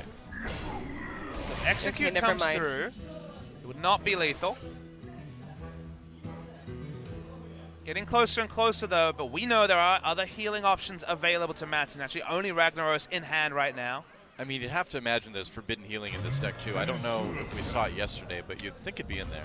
I like this. He's going face with the Grommash Hellscream. Yep. He does have, what, 2 more charge minions in his deck? One Corkling Elite and Leroy Jenkins. Yeah, very true. So still plenty of reach. Again, is staying above 24 life total, which right now represents the maximum damage from anything. I mean, you're kind of committed at this point, right? He's wondering about using that Whirlwind to get 3 more armor here, before, you know, and then attacking with the Armor Smith. So he'd get 4 total. I'll step back. Worth noting that there's still that second weapon charge, so it's actually 28 damage if you include the weapon. Well, it's 4 Bluegills. No, I mean, is it 4? Yes. Okay. 4 Bluegills, 2 Murloc War Leaders, and the weapon. I think this is a little bit better overall. Better to save that Whirlwind. I had a lot of APAC Winter casting Murloc versus Murloc, so I started picking up some of the trends. Those games were insane, man. Holy cow. And here it is, the brethren of the Fire Lord. It's like I'm back and I'm feeling much better about life right now. Ultra optimism of the Light Lord will push That him up to music, 12. though, that's Yeah. so cool. The live insect is also amazing. He does say live insect when he heals too, I believe. And he does return die insect when he attacks, so it's great. So Leroy here would only be 7 damage with this 1 attack Grommash Hellscream. He doesn't have any way to deal with the Light Lord right He does there. have 35 health, so that's Yeah, I suppose. But you're running out of removal here if you're the patient Yeah, warrior. and their Ragnar's is dealing 8 heal every turn. And 8 damage to you. So Oh, yeah, that's true. 37, no weapon. We're talking about 32 damage. So he will not die to anything. All right, 8 health. And does he get the Forbidden Healing? Second Murloc War Leader, which will be the third, given that one will be but the 2 will be rezzed by the second anything. Needs that War Leader to die, then he would have guaranteed lethal. I believe it will be 8 damage times 4, which is 32, which for now isn't lethal, but it's getting closer and closer. Can Ragnar's the Light Lord heal himself or not? Yes. Yes, he can. It does? Okay. It heals a That's random- really scary. Heals a random character. I thought he couldn't heal himself, but now that he can actually do that to himself. Yeah, certainly not a clear turn now. Yeah. Really wants to hold on to that anything. Must be very close to the bottom of this deck, but crucially has not drawn Old Murkai yet. Yeah, I think if Matson clears here and plays Stable Ghoul. Has to play a taunt. Yeah. He's going to play the Doomsayer as well, it looks like. Whoa. Wow. Wow. Thinking about Really? it heavily. So he's thinking of suiciding his own Light Lord? I don't think I'd do that. He's heavily debating it. Rope is going to burn. Looks like he thinks better of it. He doesn't- Ragnaros Ah. feels the face. Did he not attack? Oh, no, he did attack earlier. He killed the 3-3. Never mind. So there's some more charge. Leroy, the only charge minion left in the deck of Reyna, the only finisher. I believe there is an inner rage as well to maybe increase the reach. Did Reyna use any of his executes yet? I don't think so. No. One inner rage, no execute, I believe. Okay. No execute in the deck? No execute used. Oh, no execute used. Okay. Would have to heavily expect 2 executes. So with the unstable Ghoul, the Light Lord is less likely to heal Matsun's face anymore. Oh, he can actually kill the Light Lord. Okay. Yep. Then do a little big. bit of damage to face with the Kor'kron Elite. 36 is still, 38 now is still just clear of anything, and we will have an issue where there could be a certain role, and whether Old Murkai came out of the anything could be very relevant. Let's Whoa. do the maths here. 38 is what's required. 8, 16, 24, 32. So 32. I was correct. That feels good. Sometimes Murloc math is hard, but no cards in hand is going to be very difficult to clear, so... Yeah, that's the problem, is that he needs to draw like a brawl, and that is not in this deck, I'm pretty sure. No one card will deal 11 damage. That's not going to be enough. One taunt will not be Yeah. enough. There's the concede, and Matson. Good problem solving. Realized his situation. No cards in the hand of Reynad meant no real chance for that board to be removed, and Matson is 1 game away from the grand final. 2-0 up against Reynad. Man, I gotta say, this Murloc Paladin deck is terrifying and wild. You've got so much healing, so much removal. And we've never actually seen one of these Murloc Paladins play the Forbidden Healing, which is extra healing on the top of Ragnaros and all the other effects. Yeah, we saw some yesterday, but it is just, I mean, when you have, and I like Ragnaros the Light Lord in this deck too. Yeah, me too. It's especially good against Freeze Mage, it seemed like. Going straight into the potential final game. 3 match points for Matson. This is going to be a good matchup for him, though, but it isn't Control Warrior. It is going to be Patron Warrior against what you can clearly see is Reno Freeze Mage. Reno Freeze Mage, yeah, that's interesting. So when we have seen these Reno Freeze Mages in Hearthstone Masters, they have included duplicates, so Yep. Reno will be a lot more situational. That's something that came to punish Kranich yesterday, who had a Reno Secret Paladin but never drew in to Mysterious Challenger to cut down on those duplicates. Right, and the idea here is similar, where in Reno Secret Paladin, you're counting on drawing Mysterious Challenger to pull those secrets out and activate Reno. And in this deck, you're kind of looking at using Mad Scientist to pull some of those secrets out of your deck, and then you've just got a couple duplicates for board clear, and you're kind of planning on just having such a long game that you'll save that Reno till the very end. Cold Light Oracle, wow. I had that in my Freeze Mage tech back in 2013. It's a card that when you have less ability to run duplicates, still run some, but you have to draw the line somewhere. The guaranteed 2-card draw of the Cold Light Oracle becomes something situationally that you can consider. Yeah, I mean, again, when you're running duplicates in a Reno deck, too, you do want to include a lot of draws so you can cycle very quickly through your cards and get rid of those duplicates. Reynard's got a pretty good start here as far as the draws he's going to be able to get out of his Acolyte of Pain, probably. Although the Torch might come in handy. Matson might just decide to take out the Acolyte that way. Seems pretty good. Upgrades his reach in the late game as well when the Roaring Torch comes through, so clean kill on Acolyte and slowing down the drawing for Reynard is looking very attractive. The other option would have been Ice Barrier, which would allow at least 2 draws for the Acolyte. All right. So that's the turn for Matson. Does he attack into this? Okay, he will. Was this necessary? Yeah, I don't think so. Let's put it in ping territory, but I follow you guys' logic. Seems kind of neither here nor there in terms of decision making. He has plenty of draw. I don't think he really needed to do that. Maybe he was worried about Frothing Berserker and Warwind, but that is one Warwind down. I don't know if he should have been afraid about that. Now you have this 4-mana turn where it's going to be certainly on the uninteresting side. We'll play the Novice Engineer to continue the cycle. Reynard's feeling more confident at the moment. Smork. Oh, you could.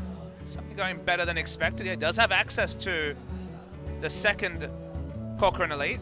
I think there's no much point in playing the Ravaging Ghoul because that is going to put your own Corcoran Elite into the hero power range for the mage. Does have a turn 6 patron combo with Inner Rage and Whirlwind. You do want to hero power as many times as possible, so that's probably what he's thinking about. I mean, I think you can make an argument for Ravaging Ghoul and Armor Smith. Gain 3 armor, and yeah, you do put yourself within hero power range, but if they hero power, then that means they have a 3-mana turn. So you do kind of slow down the mage there, too. I was considering playing Grim Patron, but without the ability to use Whirlwind seems... Yeah, you can wait just one more turn and do the Green Patron, Inner Rage, and Whirlwind. I mean, if you do that, though, then you're running right into the Blizzard turn, which is awkward, you know? But Matsu can still coin out the Blizzard next turn. Yeah, I suppose that's true. And he has Flame Strike in this list. Most of the Torch Freeze Mage standard lists we've seen have been cutting that Flame Strike, but it is available. Smork was what the first call was, and Smork is what we see. I mean, if you think about when we saw things like Murloc Paladin beating Freeze Mage, yes. Reminder to anyone coming in late, Matson up 2-0, single elimination, second semifinal. So the winner of this series goes on to play Strife Crow in the grand final right after this. So you could coin out a Blizzard here, which is going to kill everything on the board, but if you do that and Reynard... For what is just 2 Corcoran Elites who have already dealt damage, he'll feel pretty good about his position.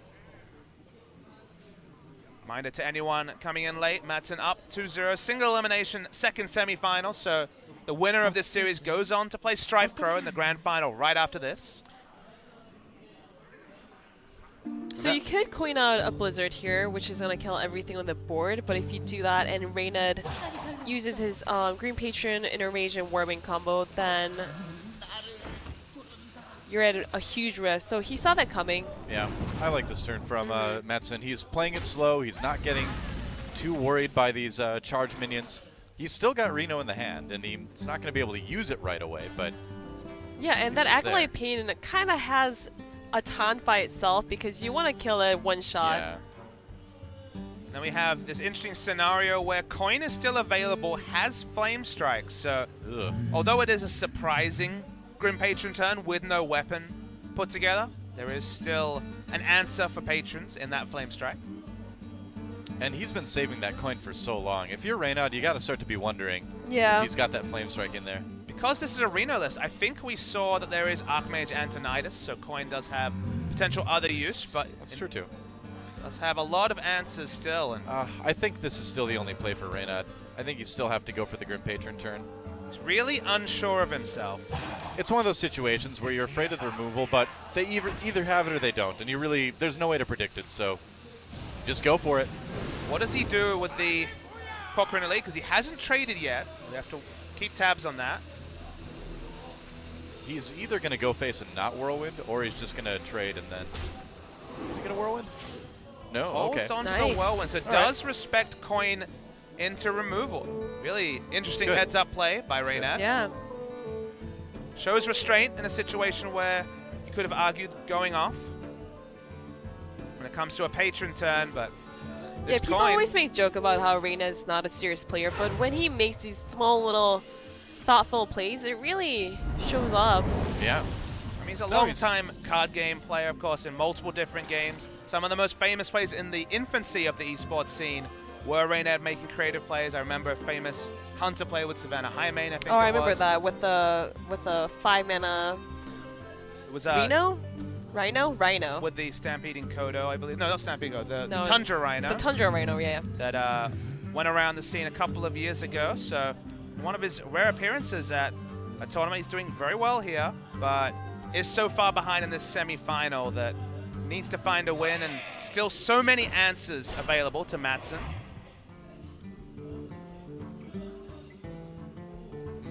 Reynad has the Ragnaros for the turn 8, but for now he's just loading up the board and finally developing some of that armor. It's worth noting that because he's been proactive and charging the face, it isn't the 45, 50 effective health total. There's no big armor to speak about for Reynad. Sludge Belcher from the Freeze Mage. Hey, you need 30 cards. I guess. I guess if it's Reno, you can put one in there. Interesting list, though. We can see he does have duplicates of things like Arcane Intellect, too, which kind of surprises me, given that he's got Loot Hoarders, Novice Engineers, and Cold Light Oracles. Do you really need 2 Arcane Intellect there? Just feels like I don't know. the Reno Jackson is sort of an ultra fatigue situation rather than any degree of reliability. Extra draw gets you closer to those duplicates, but so many situational cards does make this list come across as very clunky. Well, Ragnar's is one of the most difficult card for the Freeze Mage to deal with. The 8/8 body Yeah. and the constant damage. What do you do this turn? Do you just trade everything in to give only an Ooze and the face as targets? Do you just Ragnaros past the turn? Guess so. I think it has to be Ragnaros. The rest of its cards are super situational. I mean, Ragnaros is pretty safe if you play it here. You've got that Unstable Ghoul. I suppose it could still die to, like, Fireball Ping Yeah, because the because of the Ghoul. Well, Unstable Ghoul Ragnaros is hitting on. face would be big. Oh, 50-50 Insect. So there's no, as far as I know, there is no secret developed right now. I don't believe that Ice Block has been played, but Well, our Observer overlay makes it hard to tell Oh, for sure. Blood Mage. yeah, Fireball and Ping is going to kill the Ragnaros. that's right. There is an answer. Reynad sees that it's the rightmost card as well. As always seems to be the way in his story. Reynad's kind of stalled out a little bit, but this Fiery War Axe is actually a nice draw. He's going to be able to get some damage in now. That reach. Grom Hellscream would certainly be very close to pushing lethal in future turns. I don't know, man. I don't know. Metzen is holding on to the Ice Barrier. Doesn't have Ice Block developed. Ice Barrier is going to be very crucial, as you mentioned. There's the Ice Block, finally. Yeah. That's a problem. He can stall out the game as long as he wants from this point. If we start seeing some of these duplicates being played, then, especially the Arcane Intellect, then we might be getting closer and closer to the Reno Jackson becoming online and pushing Madsen away from a health total that Reynad can hope to charge down. Actually, because Madsen just uses Blood Mage Thalnos, if Reynad can draw into his second green patron, he does still have a pretty good chance of winning the game because there is no really clean way to deal with the board unless he has some kind of freeze AoE and Doomsayer combo. And he has so many activators between the Unstable Ghoul, the Ravaging Ghoul, and Whirlwind that, you're right, it would be a massive thing, but for now, no sight of the Grim Patron. Acolyte's a pretty welcome draw, though. Yeah, Well- and he can get an immediate draw with the Unstable Ghoul. We'll see what he draws into. Looks like he's going to take that draw. Has a weapon, so could have cleared in a different way. Wants to hold on to the Ravaging Ghoul and the Whirlwind for the Patron turn, but what do you hold on to? What do you trade with? That's kind of the conundrum open with Reynad. This is secretly really rough for Reynad because as he attacks into this, it's going to give his opponent Ice Block, and that means that Madsen has one out and has the other one in his hand. That's a really good card. Battle Rage. Looking for some reach, looking for some burst. Doesn't find any. Remember, he's at full health, so it was only a 2-card Battle Rage. Yeah, he really needed to find his Green Patron ASAP. Yeah, he's quickly running out of options here. And when action comes back to Madsen, we may actually see Reno Jackson being playable. We'll see. Maybe one more duplicate card to consider for it to be alive, but we have seen a Fireball, we have seen one copy of each of the secrets come into play. 2 Frostbolts, I think, are still probably out there. Yep, so still the 2 ofs to consider. So he only needs 1 Frostbolt for the Reno Jackson activation? As far as we remember, yes. Yeah, once it's in your hand, as long as in your deck there's only 1 each, I think you're okay. Okay. Yeah. It's not this turn, so after the Arcane Intellect, Reno Jackson would have been... So Reno Jackson, yeah, would have been a big play, but... Yeah, it's just really nice that Reno Jackson actually has that yellow activation mark, because before we just had to guess and see if we had used every duplicate card in the deck. Yeah, that made it kind of tough sometimes, for sure. Well, still, hope and a prayer for Grim Patron. Next 2 turns, or bust, really, for Reynad. So we're getting closer and closer to the combo turns. Alexstrasza now in the hand for Madsen. Yeah, you'd think that's probably what's going to come out next turn. No executes used from memory, and still none in the hand for Reynad. Well, no Doomsayer for Madsen just yet either. So as long as Reynad can draw his Green Patron, he is still at a fine spot. What's he going to do about the 8/8 body of Alexstrasza? Yeah, he's just desperately looking draw for execute. Execute? But how do you draw into execute and Grim Patron at the same time, which is kind of where Reynad's starting to get to. Battle Rage? I think you really want to Alexstrasza here if you're Madsen. You've got the secrets out. You've got another Ice Block in your hand. Don't have direct damage for a single turn burst, but Frostbolt is that duplicate card that we haven't seen, and that would be 11 damage with the double Ice Lance in hand. I mean, Alexstrasza just straight up does 15 damage to Reynad. That's the effect here right now, and even though he does have some armor and he might gain more. What else do you do this turn is kind of the question. Yeah. So, seems like Alexstrasza, both in the context of the game and the context of his hand, is smart. Wow, even okay. Ice Lance. Really doesn't want to have Alexstrasza get executed. Reynad obviously could have gone face if he had the execute in hand and then finished off Alexstrasza. So Reynad has no answer to the Alexstrasza, still has not found the execute. There isn't lethal in hand just yet, but 19 is the reach. I believe 20 actually with hero power is possible. It's going to focus on armor gain. So you think Madsen could almost just ignore this, or he could just Frost Nova. Frost Nova, Emperor Thorison, just go to face with Alexstrasza? Do you draw with the Cold Light Oracle, or do you use ET here? I think you have to kill the Armor Smith. Armor Smith does represent consistent healing, so he will trade, potentially buying Reynad another turn, but with Ice Block already developed, second Ice Block in hand, discounts coming on cards. Seems like Madsen is on the road towards his grand final. I think so. Certainly looking that way. Has a second Ice Lance, so could kill this turn, but instead he'll just freeze the face. I don't know about this.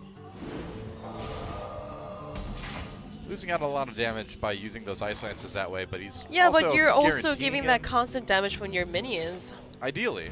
Yeah. Reynad looks bemused. He has no play, has to pass the turn. Compared to 13 power on the board. Oh, he got the activation mark on Reno Jackson, so Doomsayer was the first card. Second Doomsayer. So we're going to see the Cold Light Oracle. A lot Roaring of burst Torch. here. It's a lot of damage, actually. That's getting very close to lethal for... And remember, has Ice Block up Doa, so 2-turn lethal is almost certainly guaranteed. Reno Jackson just to push himself up to 30 finally. Yeah, why not freeze the board because you can. GG. Really, nothing else to say, and Reynad looks bemused, but there's his Grim Patron, just on time. Yeah, so the question is, what can you do with Boombots and Whirlwind effects? That's Not so much. nah. You can't really do it and survive. You can. I mean, it's going to be obviously Madsen's got 2 turns. This one's over. Reyna deciding if he wants any style points. Yeah, Reyna had already used both of his Armor Smith. There's just no way for him to come back at this point. Again, only kudos can be found at this point. No way to answer the board. So much direct damage. In fact, 16 with just the Pyroblast and the Roaring Torch, so... Right. I mean, you got to go for this. From Reynat's perspective, you have to do this. Yeah, he's gonna try to get lucky. It's going to be a huge Frothing Berserker. Has the Whirlwinds also, but that would just put the Frothing Berserker into ping range. Oh. Really? Oh. Okay. No. That kills Alexstrasza. I mean, you got to go for it, but we know he's dead. Madsen's got the damage in hand. That Pyroblast and the Roaring Torch is going to do it, and we're going to have our first 3-0 of the tournament. We've had 3-1s, both for StrifeCrow. This is going to be the 3-0. Just the Pyroblast, no mana's required, and Madsen sweeps Reynat to book a date with StrifeCrow in the grand final. And what a hot date it is, Papa Smithy. The hottest of dates on Wild Format, though, the first grand final in Sangam East Stadium will be America versus Japan as StrifeCrow takes on Madsen to find out who will be the winner of the Hearthstone World Invitational Seoul Cup. Should be a good match. I mean, Madsen really came into this with some interesting deck decisions. We always do see stuff that's a little bit out of the norm, or what we know is the norm, from the Japanese players, and Madsen plays it well. Yeah, the Forbidden Healing from the Marlin Paladin and the Cold Light Oracle from the Paladin. Not the Paladin, but from the Mage. Yeah. Both of the players with something to prove, guys. We'll come back from this short break with the grand final. As we said, StrifeCrow versus Madsen. Both solid players, both been playing very well. Let's see who will be the champion of this invitational event. Wild Format Hearthstone World Invitational resolves after a short break.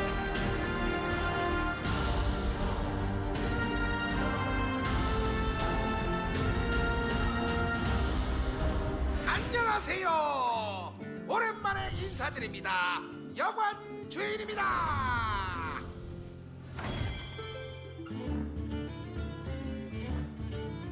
그동안 여러 확장팩에서 존재했던 온갖 폭발과 정정당당한 한판 대결을 모두 잊어도 좋을 좀 더 어둡고 때로는 잔혹하며 상상도 못할 무시무시한 존재들에 대한 이야기.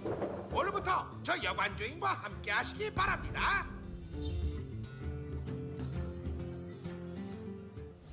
고대 신과 정령왕들이 서로 치열하게 투쟁하던 태초의 아제로스는 이른바 검은 제국이라 불리는 혼돈과 악이 곳곳에 퍼져 있는 곳이었는데요.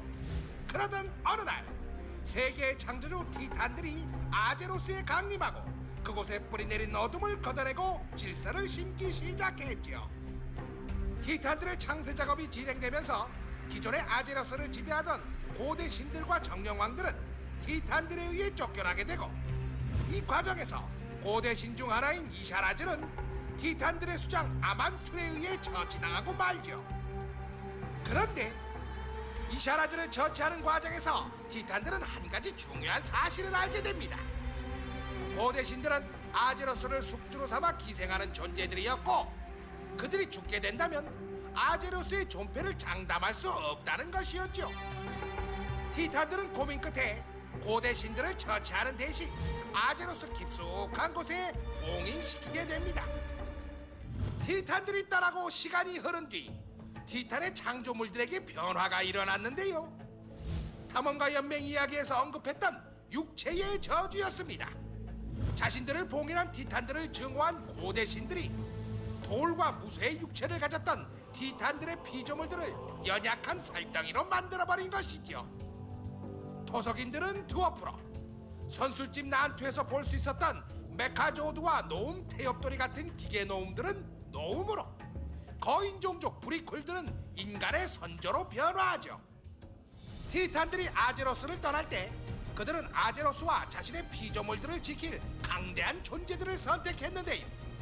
이들이 바로 용의 위상으로 생명의 어머니 알렉스트라자, 꿈의 여왕 이세라, 시간의 지배자 노즈 도르무, 마법의 지배자 말리고스, 그리고 훗날 데스윙이 되어 대격변을 일으킬 대지의 수호자 넬타리온입니다. 용의 위상들은 주어진 사명을 지키는 데 노력했고 그 어떤 위협도 막아낼 수 있었죠. 그러나 평화도 잠시, 위상들의 단결은 오래가지 못했는데요. 대지의 소자 넬타리온은 아제로스의 생명체와 자연을 지키는 위상이었고 그의 영역은 고대신이 봉인된 지하 깊숙이까지 다 있었습니다.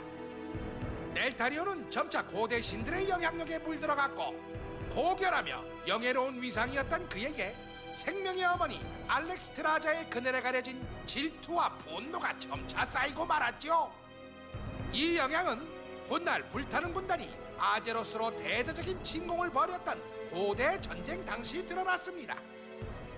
뒤틀린 내면을 숨기고 있던 넬타리온은 다른 위상들을 설득해 위상의 힘을 한데 모은 강력한 유물 용의 영혼을 만들고는 전황이 위급해진 당시 용의 영혼을 모두에게 사용, 악마와 그에 대항하는 아제로스의 대항군들 그리고 자기 자신까지 파괴하고 말았지요. 넬타리온은 용의 영혼을 사용하기 직전부터 스스로를 데스윙이라 부르기 시작했고 이 데스윙은 월드 오브 워크래프트 세 번째 확장팩 대격변 때 다시 모습을 드러내는데요. 그러나 데스윙의 최후는 비참 그 자체였습니다. 완전히 고대신의 수하가 되어 아제로스를 파괴할 계획을 진행하지만 용감한 모험가들과 아제로스를 수호하는 나머지 위상들의 활약으로 결국 사지가 찢겨나가고 그 유해는 혼돈의 소용돌이에 잠기고 맙니다. 데스윙이 등장하고 몰락했던 대격변은 고대신의 수하들이 본격적으로 등장한 확장팩이기도 한데요. 하이잘산과 세계수를 불태우려던 불의 군주 라그나로스, 시초의 전당을 작동시켜 아제로스를 태고의 상태로 되돌리려던 바람의 군주 아라키르, 이 밖에도 세계 곳곳에서 암약하여 고대신을 섬기는 황혼의 망치단과 검은 제국 시절부터 고대신에 충실한 부하였던 얼굴 없는 자들까지 그들은 모든 곳에서 세계의 멸망을 위해 힘썼고 이에 얼라이언스와 호드가 단결하여 그 위협에 맞섰습니다. 대격변이 끝나며 종식되는 듯했던 고대신의 위협. 하지만 그 다음 확장팩인 판다리아의 안개에서도 고대신과 그를 추종하는 세력들은 여전히 우리 앞을 막아섰지요. 또한 고대신의 타락이 직접 미친 여파는 아니었지만 가로시 헬스크림이 폭군으로서 얼라이언스와 호드의 갈등을 크게 만들어 분쟁을 만든 수단에도 죽은 이샤라지의 파편 샤와 온갖 부정적인 감정들이 작용했습니다. 죽은 존재임에도 이렇게 아제로스에 영향을 미칠 수 있는데 아직도 살아서 시면에 숨어있는 고대 신들은 얼마나 위험할까요? 자, 다음 시간에는요 그 위험하고 무시무시한 고대 신 중 첫 번째로 등장한 존재 크툰에 대해서 이야기해보도록 하겠습니다. 그럼 안녕히 계세요.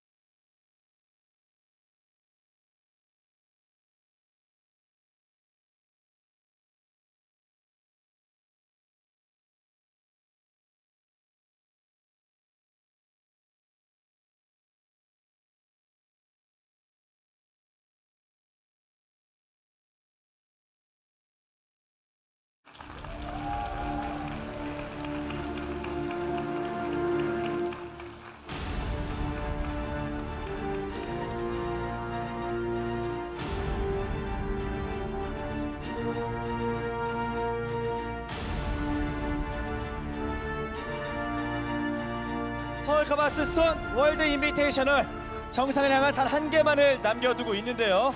자, 결승에 진출한 스트라이프크로 선수와 그리고 메슨 선수와 이야기 나눠보겠습니다. Seoul Cup Hearthstone World Invitational. We have two amazing players to face off each other at the grand final. Let's have a brief interview with StrifeCro and Matsun. 네, 먼저 메슨 선수와 얘기를 나눠볼 텐데요. 자, 메슨 선수, 화려한 선글라스가 아주 기가 막힌데 결승 진출 소감이 어떠신지 정말 궁금합니다. Loving your sunglasses, Matsun. First of all, how do you feel about making it to the grand final? サングラスがかっこいいですが、今の気持ちはどうですか？ファイナルに進出しましたけれども。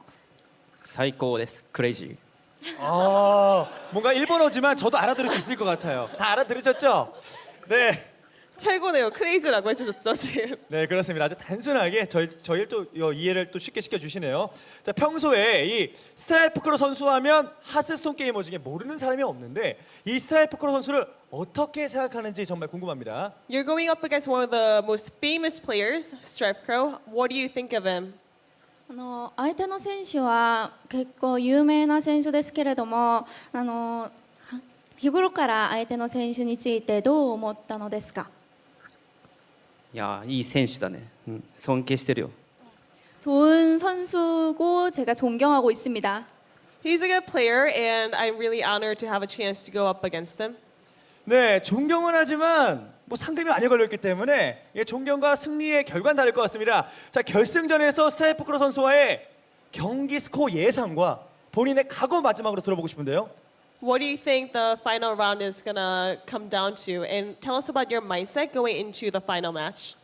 尊敬していってもなんかライバルですので、今の試合に当たっている覚悟となんか予想しているスコアについて教えてください。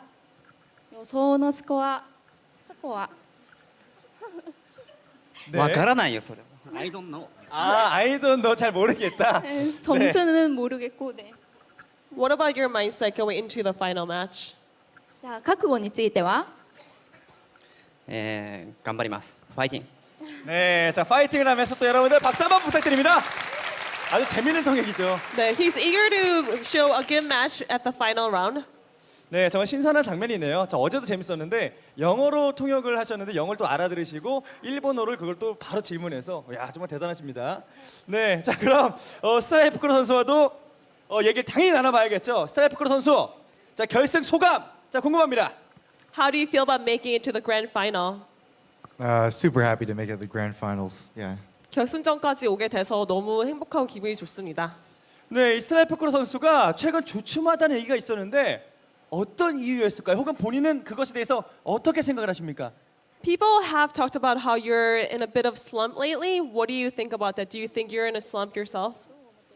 I think I'm a pretty honest person, so like I can't really, if I don't really like the game a ton, I can't really say, just because there's a tournament, I can't just go practice for this tournament a lot. So lately, in the last couple months, with Hearthstone being kind of stale, kind of been not playing a lot. But yeah, so I think it's definitely true.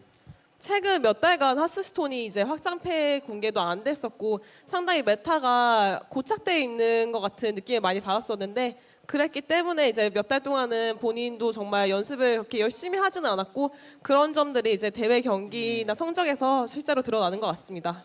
네, 그리고 이제 우리나라 게이머들이 스트라이프크로 선수를 부를 때 세 글자로 줄여서 부르거든요. 저희가 스고스라고 부릅니다. 그럼 다 알아요. 여기 있는 사람 모두 아는데 본인은 혹시 그 스고스에 대해서 어떻게 생각을 하십니까? We have another nickname that we made for you, Sugosu, short for StrifeCro and Gosu put together. Do you like the nickname? Yeah, I think it's pretty cool. This is the first time I heard it in Korea, and yeah, I mean, I actually played a lot of StarCraft when I was a kid, so I heard I know all about the ghosty and everything. It's pretty cool. I like it.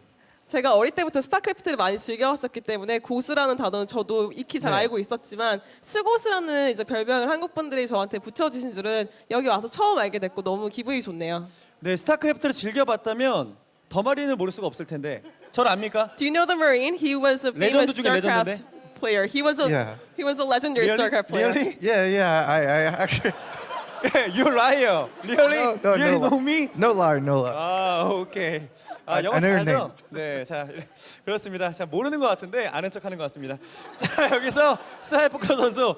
자, 그럼 이틀간 상대를 분석했을 텐데 마지막으로 상대를 어떻게 생각하시는지 궁금합니다. 이어서 각오까지 한번 들어보죠. You have watched a lot of games played by Matsun lately. What do you think of him as a player? And tell us about your mindset going into the final match.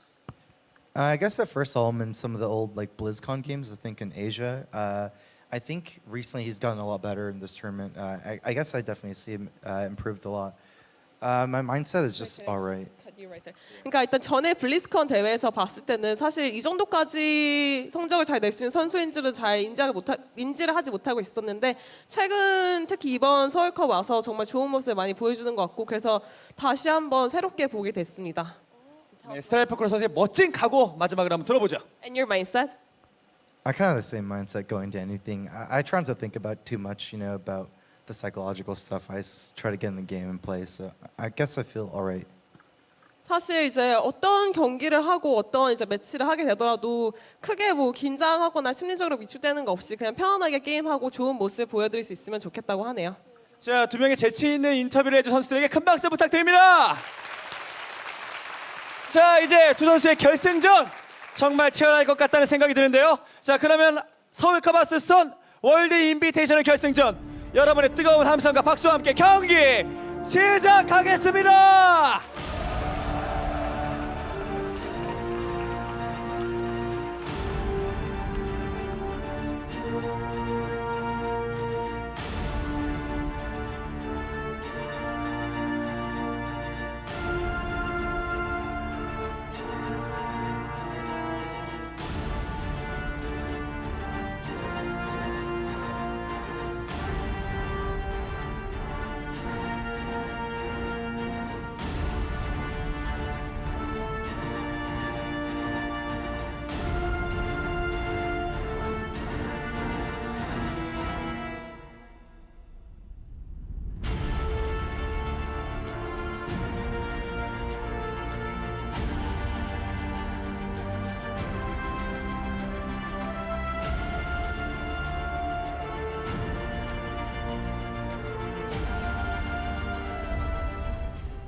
All right, it's grand final time, guys. For the first time at the Sangam East Stadium, let's take stock of what got us here. 8 players representing Europe, North America, Korea, and Japan entered this tournament. Only 2 can make it through the grand finals. By far, your 2 most accomplished players this tournament were Strife Crow and Matson. They make it to the finals with an identical 6-2 game score overall. Strife Crow only dropped a single game in both his series so far. Matson was taken to the line by Osaka in the quarterfinals, swept Reynad in the semifinals, and America versus Japan. Strife Crow versus Matson is your grand final. Yeah, it's a really interesting finals too. I feel like Strife Crow, again, we've said this already, just brings really, really solid decks, plays them well. Matson's really just kind of the X factor, right? He's got stuff that we really haven't seen a whole lot of, but he knows his decks well. He plays what he brought really well. So this could go the distance. And this is definitely a player, Matson, who you and I cast back at APAC Winter. Yeah, that's right. He's stepped up a lot since then. He's actually playing much better this tournament. Seems also to be settled in front of this big crowd, Harusol. We have a lot of fans here. What's your predictions? Because we're coming into what is going to be the first ever final in this stadium, and again, our first final on the Wild format. It's kind of a grand hello and a grand goodbye to Wild format, but plenty more Whispers of the Old Gods coming up. Yeah, that's right. It's going to be the last Wild match we see probably for quite a while on OGN at least. We'll see. Moving Two to of us, standard next week. We polled the desk. All 3 of us were in the Strife Crow camp at the start of the day. Has anything changed? What are we expecting for the grand final? We are definitely the Stripe Pro lots, for sure. We are all cheering for him. But yeah, Matsun definitely played very cleverly in some of his matches, and just the card choices, he definitely did a very smart job of putting the right cards from both old expansions and new expansions. Well, the Anyfin deck specifically is really kind of terrifying. His Freeze Mage is a bit unorthodox, but it's been working, if nothing else. And again, he's still probably got some surprises up his sleeves yet. We haven't seen either of these guys play Warrior either up to this point. I mean, the biggest excitement for me definitely is going to be in the bans. Just the matches, they will speak for themselves, but there's a lot of mind games involved. The Murloc Paladin, you have to ban that away with the strong control list that Strife Crow has bought. The Reno Mage that's been getting so much work done, but we talked about him polling the desk. We talked about Strife Crow at the start of the day. Nothing changed in a very impressive win over Surrender. Both players, as we said, 6-2, but StrifeCro has certainly been strolling his way towards the grand final. It sounds like he's had his ups and downs with Hearthstone recently, but this seems like a grand re-entrance for one of the old guard of competitive Hearthstone. Well, I mean, he built a lot of control decks that have N'Zoth in them, and I think N'Zoth is extremely strong in control right now. We've seen it already make a big impact into standard play, and no surprise at all that we're seeing it make a big impact into the wild format too.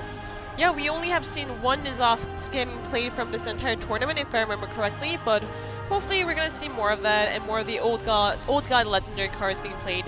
Yeah, seen it in the hand plenty of times. Old God, That certainly is true. something to look forward to as we're getting ready to see what those banned classes are.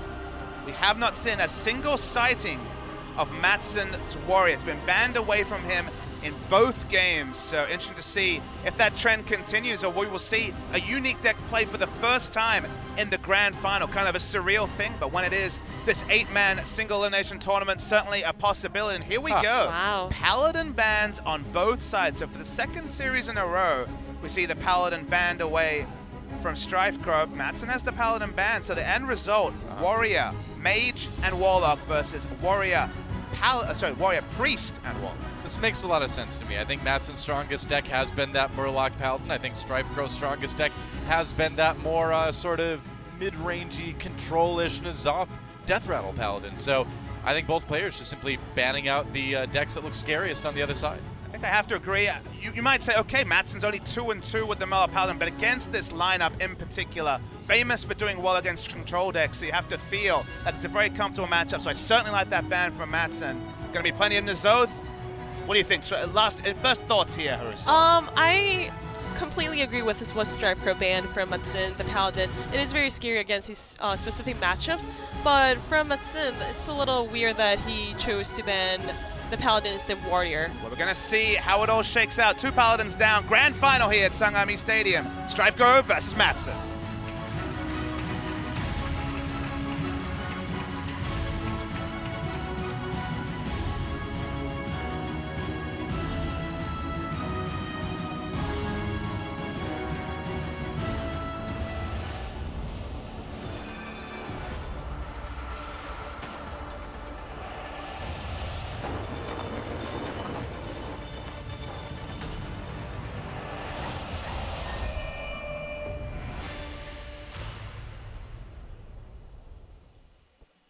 Thanks for joining us for the grand final of the Hearthstone World Invitational, streamed on both Twitch, on OGN Global and Play Hearthstone on Twitch. It's grand final time, StrifeCro versus Matsson, North America versus Japan, and your starting class is going to be the...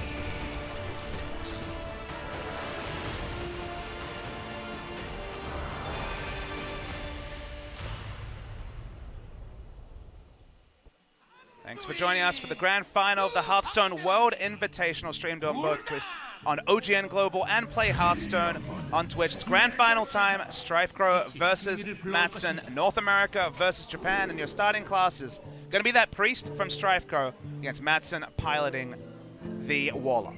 I have to say, I thought Doomsayer would not be very effective in the Warlock, in the Control Arena Warlock, but after seeing how Matsson is having a great use of it, I'm actually considering putting one in my deck. Yeah, I mean, it certainly does have a place in the early game, especially if you're out on the ladder in Standard right now. You're worrying about a lot of those early game minions. If you happen to play Wild, yeah, why not? Why not throw it in there too? And I'm glad we're getting to see this Priest list again from StrifeCro, because it does use some of the newer stuff. We can see the Darkshire Alchemist in the hand too, which I think is going to be a card that going forward is going to see some use in Priest overall. It's got good stats, and of course, restoring that 5 health, it kind of fills a little bit of the gap that Ancient Heal bot left. It's not quite as strong of a heal, but it is a better body, right? And Priest's minion curve is something we've always discussed. You know, the lack of 2-drops is famous, but Organized Soul Priest on turn 4 into a turn 5 ability to use that battle cry as removal as well and have the Yeti stats is also a nice curve that Priest haven't had access to in the past. So yeah, nice little adaptation. The Control Priest was banned away from StrifeCro in his last matchup against Surrender, so cool to see it here in the final. And the Kazan Mystic is not too bad against Priest because it is a 4-attack minion. Well, we'll see what the Museum Curator brings up for StrifeCro. with Warrior, Priest, and Warlock Strife Crow's decks. There won't be any secrets to be attacked, but worth knowing that Strife Crow also has Eater Secrets in his Warlock decks that won't find value. Yeah, so just going for something that fills in his curve a little bit more with that Dark Cultist. Gonna make maybe removing some of the other minions later in the game a little bit harder for Madsen. Been quite quick in our first two series, but let's just run down the crosses. Reno Warlock, N'Zoth Warrior, and N'Zoth Priest against Zoth Warrior, Reno Freeze Mage, and Reno Warlock. It's going to be a long control series between these two players. Could be, but I mean, that said, Strife Crow putting a decent amount of pressure on already. Now, will we see the coin Twilight Drake? Maybe not. Okay. Wow, that is actually really strong. Huh. Yeah. I mean, next turn he can still play the Mountain Giant and ideally play it onto an empty board. Strife Crow, from what we saw, didn't have Shadow Word Pain in the list, which is one of the cleanest answers to the Doomsayer. So left in that awkward spot where he can continue to get that minion damage, but we'll have to pass the turn. And Tempo Doomsayer, ever since Murloc Paladin started using it, the Freeze Mage makes a lot of sense with the freeze spells, but timing your Doomsayer is an element of skill cap, and Madsen has shown this tournament to be right on top of it. Yeah, and the fact that he had the Doomsayer to play at turn 3 is so amazing, because if he coined out his Twilight Drake from the turn before, then his turn 4 was going to be super awkward. He probably had to play a Kazan Mystic or draw into something else. Now he has access to both the Twilight Drake and also the Mountain Giant. We know there's Shadow Word Death for Strife Crow, but that is effectively passing the turn again, as he doesn't have a 2-mana play, but much more resilient is the Twilight Drake. He chooses to play that first. Yeah, definitely harder for Strife Crow to remove. He's got that Deathlord to kind of hold out for a little bit against it, but it would die so quickly, you would think, against something like a Twilight Drake. So it's a bit of a tough turn for Strife Crow, honestly. May just decide to try to match it more or less with that injured Blade Master. So Priest versus Warlock has always been a matchup, especially these controlling Warlocks, that seems to favor the Warlock, especially if they run something like the Lord Jaraxxus, where you just run out of answers as a Priest. Not clear 100% whether this list does run the Jaraxxus, although seeing the Doomguard, you do heavily expect it, and I seem to recall it does. Yeah, so. we saw the Lord Jaraxxus being played from the Void Caller before. Exactly, came onto the board last time out, so this is definitely a matchup that favors Madsen, at least on paper. I mean, Strife Crow is sitting on with a Light Bomb at hand, so I think he should feel pretty comfortable. Oh yeah, definitely. I mean, Priest certainly has ways in wild format to handle a lot of this. I mean, he's got Shadow or Death in his hand right now for this Mountain Giant. There's N'Zoth, ready to take you into his tentacly embrace. Now, Strife Crow could invest Light Bomb, but surely waiting for a future turn is perhaps going to be the better use, as considering his other lines of play this turn. So trade into the Twilight Drake Light Bomb would clear the board, but pass over the turn. And Strife Crow's already been forced to pass tempo over to Madsen multiple turns ever since that turn 3 Doomsayer hit the board. Yeah, and I think you definitely have to hold on to that Light Bomb and get an immense amount of value from that one AoE card. The longer you wait, though, Madsen's able to tap every turn, get closer and closer to the Jaraxxus turn, so it seems to be pressure is required from Strife Crow, and that's why he's taking this line of just pushing damage, because the late game so often is Madsen spiraling out of control with his late game options. So 10 cards, I believe, in hand right now for Madsen, so he's gotta spend something. Can he get rid of this Deathlord, though? It doesn't look like it. Well, I mean, he could attack into Twilight Drake and then Shadow Flame. That wouldn't kill the injured Blade Master. Yeah, so. it doesn't look that good. Yeah. Might just start withdrawing with, or discovering with the Dark Peddler. Abusive Sergeant doesn't really change a lot, but is probably the most attractive of the options. Definitely the most useful in this situation. Yep, we're just going to play the Kazan Mystic for just some more stats on the board. Doesn't have any secrets to worry about on the Priest side of things. You're against Priest, so much like mid-range Paladin, not expecting too much burst. We've seen crazy burst with Orkanai turns, but nothing right now available to Strife Crow.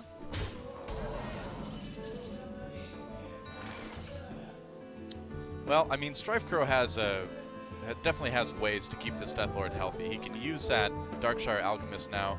Yeah, I like the Museum Curator into the Darkshire Alchemist. Yeah. Yeah, I was kind of thinking along the same lines. Just trade with the Dark Peddler there. Is he just going to hero power instead of using the Museum Curator? That's the question that we're waiting to see. Okay. Yeah, this makes sense. So he's blocking the Hellfire from being a really good card against his board. And the Shadow Flame, for that matter, too. Yeah. Worth noting that the Museum Curator represents a bit of board refill. If it's played on turn 8, you're very likely to be able to play the minion you discover, so... Yeah, if you do that on turn 8 and get like Sylvanas or something, that is Yeah. huge. Matsun can actually use the Abusive Surgeon and then Shadow Flame the board and get a full clear. It is an edge case, but Strifecrow definitely will be keeping track of the fact that Matson still has his coin, so even something like Twisting Nether is playable this turn. You know, I know we're watching Wild format, but the interesting thing about Museum Curator in Standard is that a lot of the smaller Death Rattle minions kind of fell out. So you've got a higher chance nowadays of drawing something like a Karen Bloodhoof or a Sylvanas. It's pretty interesting, actually, when you think about it. So much higher value minions you're talking about. Yeah, and that pairs better with N'Zoth in the late game, so Death Rattle Priest. Don't you want to use the Abusive Surgeon into Flame... Shadow Flame over the Quina Twisting Nether? Thinking about the Twisting Nether, maybe just cycling out the higher cost removal. Okay, so... I think he's still going to do that, right? Yeah, he should, yeah. Yeah, he's going to go with the Shadow Flame play. Just decide to coin first. Ooh, well... And that's still a minion. I mean, he probably would have preferred to have the Battle Cry, but it is still a 3/3 body on board. Now action onto Strifecrow. It's going to have to probably be a board refill turn with the Museum Curator. Yep. Sylvanas wouldn't be bad here. Sludge Belcher's fine. There's Karen Bloodhoof. That's really good too, actually. Also playable this turn as well. I feel like you gotta take the Karen Bloodhoof. Yeah, I like the Karen Bloodhoof so much better. Yeah. Just a famous card that pre-Naxxramas always had a lot of trouble dealing with. Well, now with N'Zoth, you see it in Paladin decks and Priest decks now. It's a good card by itself. It's not hugely good, but the fact that you get another one for free with N'Zoth just pushes it way over the edge of being pretty much auto-include. This is definitely the card that was always synonymous with explaining the words tempo and value because, again, you play it, it's got great stats, it lasts, it's an effective 8-10 in terms of its full stat line, so just really sits on the board but doesn't have the battle cry impact of some of the Naxxramas and future minions. Is a silence available to Matson in the Spellbreaker? That is true. Probably will get silenced, yeah, it will. Doesn't change the fact that a brand new one's going to come back with N'Zoth later, though. So far, we have Karen Bloodhoof, Dark Cultist, and Deathlord coming out from the N'Zoth at, Zombie Chow too. It's already pretty good, yeah. Zombie Chow, a little bit less good maybe. Yeah, it's not as exciting. But if you can get an Auknai Soul Priest, I mean, that's potentially 5 damage. Either way, I mean, with this Priest deck, you kind of grind out the Warlock either way.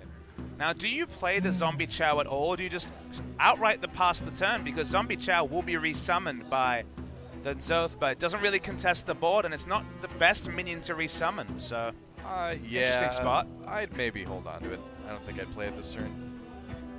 It all depends. I mean, with the Auknai Soul Priest, like we said, it's really good.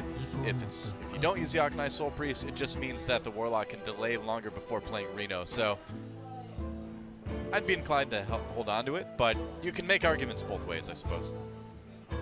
I definitely hold on to it, Yeah. especially if he runs Akonai Soul Priest.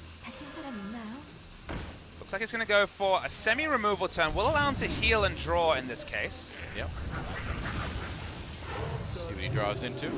If the game goes long enough that he has to Oh, man. Oh, if he wouldn't One have... turn too late. Yeah. It's a she. deal, you might think that this is a liberal use of Life Bomb, but if the game goes late enough that he has a board full of Infernals to deal with, the game's probably over from Strifecrow's perspective. So really focusing on the draw and getting a little bit of tempo back with that Life Bomb. I mean, he might get lucky and be able to steal Brand Bronzebeard with that Cabal Shadow Priest too. No, not this time though. Wow, we're going to see an aggressive Alexstrasza use. Going into a potential N'Zoth turn, I think that's probably not a bad idea. And we can see that Strifecrow actually has no answer to this Alexstrasza, barring using the N'Zoth just to get a Deathlord, which certainly is very brittle in the face of Alexstrasza. Yeah, and Matsun is just one off lethal at the current state of the board if Strifecrow doesn't hero power or does any healing to himself. I mean, I think N'Zoth is the only play, and it's not the maximum value. No Sylvanas to resummon, but at least buys himself a single turn with the Deathlord.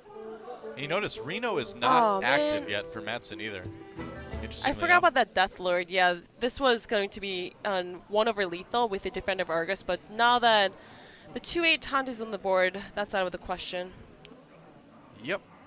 Siphon Soul is a possibility, but seems very a little bit over the top to use on the Deathlord because you're only going to be pushing 11 damage. So So if you're twisting Nether here, you're going to end up with a Bane Bloodhoof with a lot of health. You're Basically also a going to get a 4-8. minion of your own. You will. Yep. Whoa. Okay. Ooh la la. That's interesting. So so he's going to be able to twisting Nether and get the Bane Bloodhoof. I was going to say, now if you're twisting Nether, yeah. You're Is it gonna, a buffed up Bane Bloodhoof too? Let's wait to see the Order of Death Rattles. I believe you're correct. I believe so. It 'cause is. they came out at the same time. Well, that was nice. Wow. All right, that worked. And it's a 4/8 against the Priest, which famously has always been a stat line, the 4 attack that they struggle to remove. No Entomb. You don't want to Entomb the Bane Bloodhoof in particular, so Strifecrow looks a bit bemused as to what to do now. Well, now he's like, man, I should have played Shrinkmeister. Oh, well. I think this one's going to be pretty tough for Strifecrow to win at this point. Might just have to play the Cabal Shadow Priest for straight-up stats, and Velen's chosen it maybe, but no real good options for Strifecrow at the moment. Yeah. And Velen's chosen onto the Zombie Chow. All right, it is a 4-7 to match the 4-8 on the other side, I suppose. Remember, there is potential from Burst from Hand. There's at least the Doom Guard. It's not enough. No, and of course, cannot guarantee that the Argus wouldn't be discarded, so 2 creature Argus, not possible without risk, so he's going to tap. We're going to see that Siphon Soul. Okay, yep. And that's a nice little 8 healing as well. That's right. He's got Mal'Ganis potentially coming next turn too. Madsen looking in pretty great shape. And what exactly does a Control Priest with N'Zoth that has already used their N'Zoth actually do in this case? And yeah, it seems to be not much. Doesn't really have any tools in his hand. Could start cycling, but the win condition of the massive board of Death Rattle is already off the table. Do you even flash heal here? I think you have to save Flash Shield for the Agonized Agonized Soul Soul Priest, Priest, yeah. otherwise how are you ever going to do enough damage to win the game? That's the question, is how do you win? Is kind of the conundrum Strifecrow is in. Yep. Madsen, though, he can kind of just cruise to victory at this point, it seems like. 12 damage burst from hand available. Yep. 12 damage burst altogether, sorry. Yeah. So he has 2 copies of Void Caller in his deck because we just got an activation mark on the Reno Jackson. Surprising to see so many situational Reno lists. That would mean it's a situational Reno Warlock, and we already know that he's running the Reno Freeze with duplicates. Double Sludge Belcher? Seems to be the only play, right? Yeah, I think so. I mean, healing yourself doesn't really get you a whole lot. You don't need it if you've got 2 taunts out. This is the stage of game with, even with some more threats in hand, you're always dreading cards like Lord Jaraxxus and other big threats coming through for Madsen to keep refilling the board with minions that eventually you run out of removal from Strifecrow's Control Priest to deal with. Yeah, this is just what happens with the Control Priest. If you have a lot of answers, if you drew into enough cards from your deck, then you're gonna be able to deal with whatever your opponent plays and does. But if you don't, you're just gonna be like sitting there doing absolutely nothing, just like begging that I don't die this turn.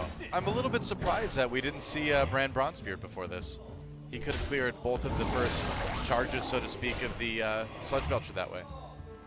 I mean, I guess he wants to play his own Belcher. Well, he still has a coil, yeah. He's going to Mortal Coil instead, so prioritize that single draw this turn. Save Brand for anti-Keelbot too, which is also pretty good. That's a board that Strifecrow's going to have a really hard time dealing with. Yeah. Second Light Bomb not drawn. Would have also required softening up that wasn't available to him.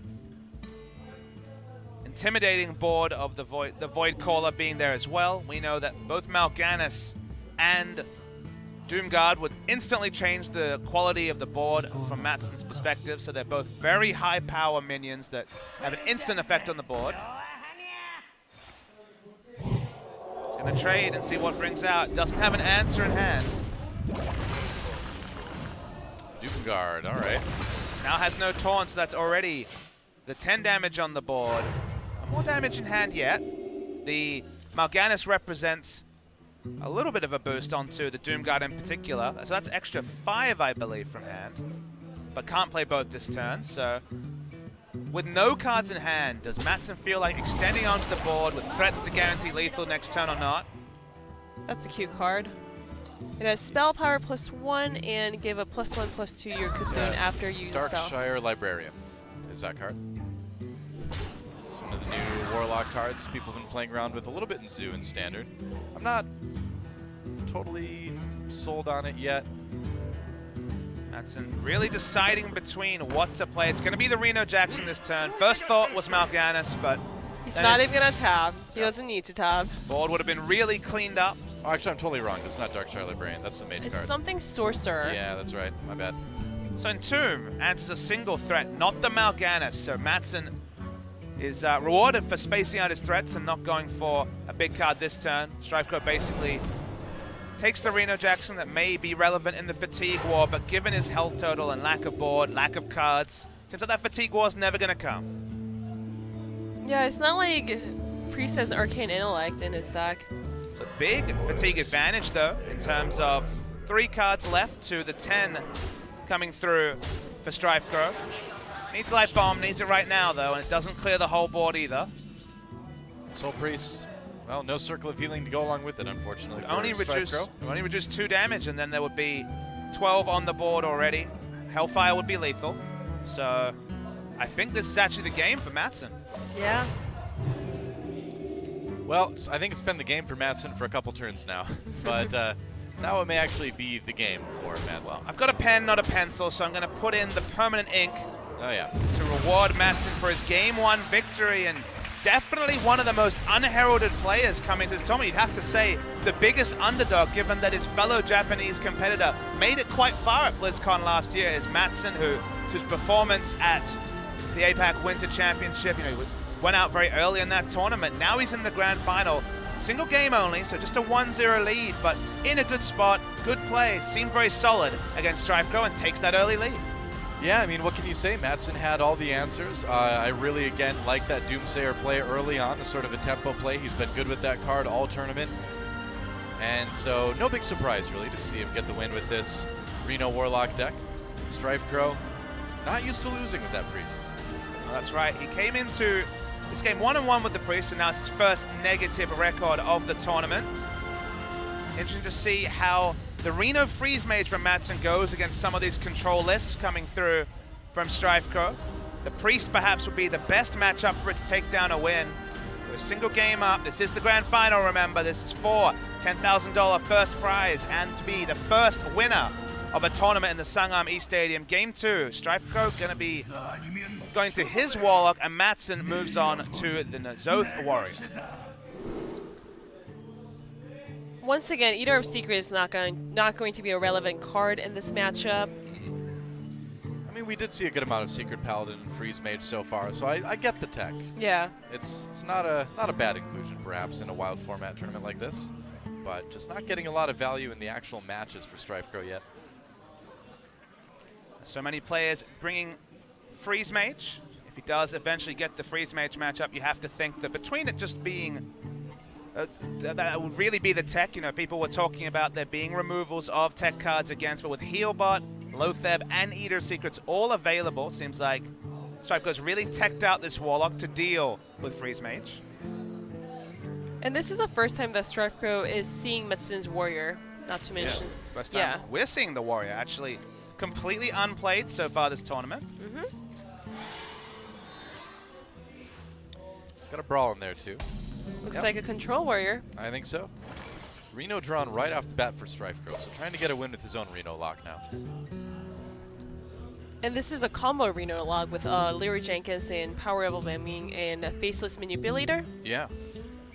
I like this package a little bit better than the Demon package that Mattson Me has. too. But, I mean, I can't deny that the Demon package has been effective. Worth noting that coming into standard format, the Demon package sees quite a few of its core cards removed, so it feels like the staple Reno lock will be the Leroy Jensen's charge version of it. Should be. Can't even do Fugue and Nostalgia anymore.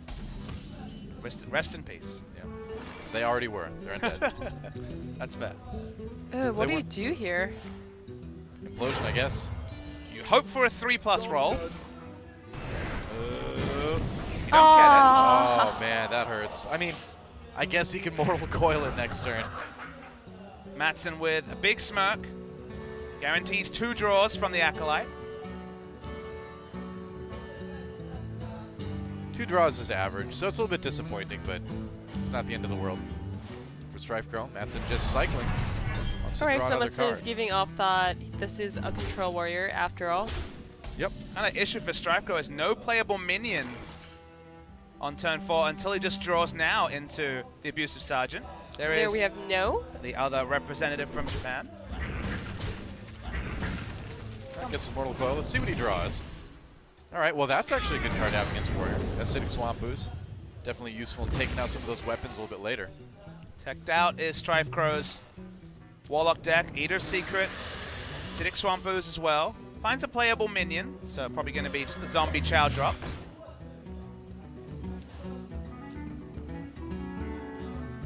Hey, wow, what a draw for Mattson. Get rid of the Zombie Chow right away. Doesn't have to use any of his bashes to do it. It is just a Zombie Chow. It's not very threatening, but yeah, sure. It's much better, I mean, because I wouldn't even really want to use a bash on a Zombie Chow, you know? I'd probably just let it hit me I a just few let times. it leave. Yeah. One argument would be that you would have a bigger shield slam to potentially take out a minion, but take your point. Very low priority in removing that Zombie Chow. So now action back onto Strife Crow. Yeah, if he plays the Earthen Ring Farseer, it's just going to get taken out right away. There's Leroy. Might as well do this, though. I guess Strifer wants to use Acidic Swamp Ooze against Gorehowl, which is a really popular card in the Control Warrior lately. Yeah, and I mean, in the control versus control matchup, Gorehowl is kind of one of those big swing cards in favor of the Warriors. So if you can get rid of that with Acidic Swamp Ooze, that helps out a lot. But Mattson's in that unique position where he's reached the grand final never having to show a single card from the Warrior. So we know it's a control warrior, we can see the N'Zoth, but no information on whether there is Gorehowl on this list or not. Yep. Strife Crow still has his Warrior, I suppose, in the pocket. It feels so bad to Siphon Soul this. Ugh. It does. You really want to use a card for N'Zoth. Yeah. Doesn't know that N'Zoth is in this list. There hasn't been any real telltale minions or death rattles played to suggest it, so might just think it's a removal warrior from Mattson. Yeah, N'Zoth is a pretty reasonable card to expect to see, I think, in control lists going forward. Good Be too luck surprised. and Kambare, which means the same thing in Japanese. I'm assuming. I don't know how to read actually. Japanese. Okay, cool. I remember that from first year Japanese at university. How many years did you take it? 1 year. Was exactly 11 years ago, so I feel old now. Wow. And you still remember how to read that? Ganbare, yes. I'm impressed. Japanese script, pretty straightforward. Actually, Korean also. Yeah. Straightforward to read. Yeah, super easy to read, actually. Until the kanji come out, then you have to learn Chinese characters, and that's a lot harder. Sylvanas just dropped for Mattson, so just getting something on the board, something that theoretically is hard for Strife Crow to deal with. And after that Siphon Soul was used, can't really argue with it. You can see Strife Crow considering things, and when you see Sylvanas played on an open board, this is actually one of the signs that it is certainly a N'Zoth list, because you're happy to throw out Karen, you're happy to throw out Sylvanas, have them removed, and then have them resummoned at a future Strafgirl turn. could play his own Sylvanas and PO it to take away Mattson's Sylvanas. Yep. That would also not be a minion dying from the side, so it would not be Oh yeah, that's resummoned true. by N'Zoth. Yeah. And would that mean you theoretically get 2 Sylvanas back with N'Zoth You later? get none. No, from from your Strife Strife Crow's Crow. From perspective. Strife Crow's perspective, Yeah. Yes. yes, they would both die, so you're I correct. believe so, yeah. But again, doesn't have that crucial information that it is a N'Zoth deck, so I mean, yeah. It's much less likely that Strife Crow's running a N'Zoth in his, He's been Warlock. running one in almost every deck so far. yeah. what's your take on this, Rizzo? Because the other thing is, obviously if you use Power Overwhelming with Sylvanas, you lose out on the Faceless charge combo, but this is against Warrior. Class is going to always have that very high life total. Was it a case that taking away Sylvanas was worth using the Power Overwhelming, or? Probably not, because Warrior did not use any of their 4 removal spells, the Shield Blocks and Executes. So would have been able to just Shield Slam very casually. Wow. 2 cards to take down 1 gang boss. Huh. That leaves him open to do some damage. He's certainly got the pressure right now. StrifeCro has access to Twisting Nether, but will be a minion summoned by the Pilot Shredder. Could just be a Dark Bomb heal bot turn, but feels very weak given the board he's facing. I mean, and if something like a Flame Tongue Totem comes out of that Pilot Shredder, that's really going to hurt. Looking at some of the other cards in hand, most of them are unplayable given the Sylvanas on the side of Mattson. You do have a Twisted Nether at hand, so I think it is okay for StrifeCro to get a little bit more aggressive. What does that look like, though, in the terms of this particular turn? I think you could Dr. Boom. He's going to go with the Sylvanas, though. Just plays it as a body. Given there's a second minion, for now, Mattson's in a position to lose one of... Mattson could steal it, but he's going to have to use... Ooh, actually. Oh, there you go. Slam into bash. Slam into bash. That's really good. This was an option available in some ways with the power overwhelming earlier, but now we're going to see Mattson do it. Yeah, and also StrifeCro is sitting at 13 HP. You know, and now Mattson in a position where he will be the one to get 2 Sylvanas back, because we know he's gotten his off. Oh, yeah. That's this right. Is, a big swing given where we were just a moment ago. Zoth is playable next turn, so would have 2 Sylvanas on the board if he chooses to play it. That will be definitely playing into Twisting Nether, though. That's a card he desperately wants to see taken out before he's able to play the Zoth. Yeah, he definitely wouldn't do it yet. Flame Juggler, and it's Reno time for StrifeCro. But he's already in a position to take a decent amount of damage, 7 on the board. And Death Spite could add a bit more removal anyway. That's a pretty good draw for Mattson. Yep, Bash plus that will get rid of Reno. Mattson's in a really good spot with this. We're talking about how strong StrifeCro is. This is where you have to look over the side of Mattson to see him playing very solid and also put himself in a great position in this Wild Format tournament. Turn 10 for StrifeCro, and again he faces down a Sylvanas and doesn't really have a clean way to deal with it. Yeah. You could Larry Jenkins and use the Acidic Swamp Ooze and, yeah, lose all your winning conditions. Well, with the Dark Bomb gone, Hellfire's not enough either. Sylvanas has been the bane of StrifeCro's game his entire way through. This is the second one that he's facing because, of course, Mattson was able to steal away the enemy's Sylvanas. He's going to lead with the Swamp Ooze. So if there is a Gorehowl, it will be unremovable. I mean, he could do something like Abusive Sergeant Shadow Flame now on the Ooze to get rid of the Sylvanas. I feel like that's a little too much. You'd think so, but he's kind of stalled out at this point in the game where he can't play anything like his Dr. Boom or anything like that. I think he can just sit down for a little bit and weaken the Sylvanas a little by little. So Mattson really doesn't want to play this N'Zoth before he sees Twisting Nether or Shadow Flame, so only finds a playable card, but not able to really put much pressure on. Has put enough pressure on to force out Reno Jackson, so there's definitely less healing from the side of StrifeCro, but you want to put on pressure when you can. It's not right now. Yeah. Faceless. Okay, so he could get another Sylvanas if he wanted it. Oh man. Now, if we do see a second threat put on the board, perhaps in a future turn, Faceless into Shadow Flame will be a play. But right now... But the thing is, I think you really have to hold on to that combo with the Larry Jenkins PO and Faceless Manipulator if you want to kill the warrior. How are you even going to do enough damage? That's the thing, is like we're getting 2 turns away from the combo reduced, not taking off the armor from the warrior. First of all, you're going to have to play some minions that's actually going to stick to the board. Well, he's desperately looking for those, but Sylvanas keeps preventing the one high-impact minion he has, the Dr. Boom, from being able to be played. Game decided by Sylvanas. This definitely used to be the meta pre-Nax Ramos, but once again, just stalled out StrifeCro for coming on to 5 turns now. There was a point in time where Sylvanas was 5 mana. Then you truly saw Sylvanas versus Sylvanas every single game. Well, steal it. We're going to see the play that we suggested 5 turns ago, played now. You know, and you got to wonder if he had done that 5 turns ago, if he would have been in a little bit better spot now.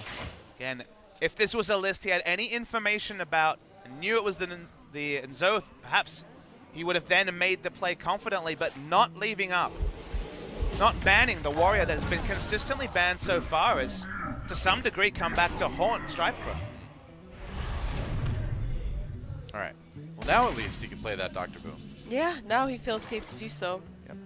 I wonder if he's going to play Dark Peddler or not. It is playing into Brawl a little bit more. I suppose, but you're kind of curious to see what you can get from that. The question is, what can you get from Dark Peddler this turn that's going to be really useful, I think you can wait a turn. Probably.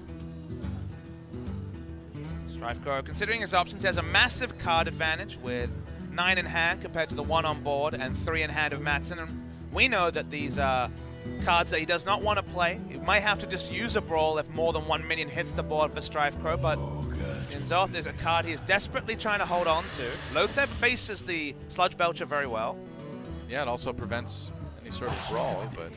StrifeCro is life tapping a lot, and that can be very scary towards the end of the games. Yep. But Mattson just needs playable cards and execute situationally helpful, but it's not really what he's looking for. Will this just be attack in and use one of those 2 brawls? That seems to be the first thought. Oh, he's going to hold on to it. Okay. Interesting. Wow. I thought if anything else, he'd just hit Dr. Boom and execute it. But now StrifeCro's in this position where these 3 cards have been held for multiple turns. So he has a pretty good idea. One of them is one of these situations. He can't know for sure it's Nzoth, but he's certainly heavily suggesting it.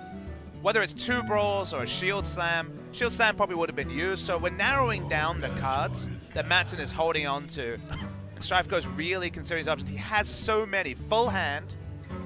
Only the Sludge Belcher on the board. And I mean, even if he plays Lotheb now, he doesn't stop the brawl. Exactly. It's still going to be a 10 mana Brawl. Yeah. It certainly will come out.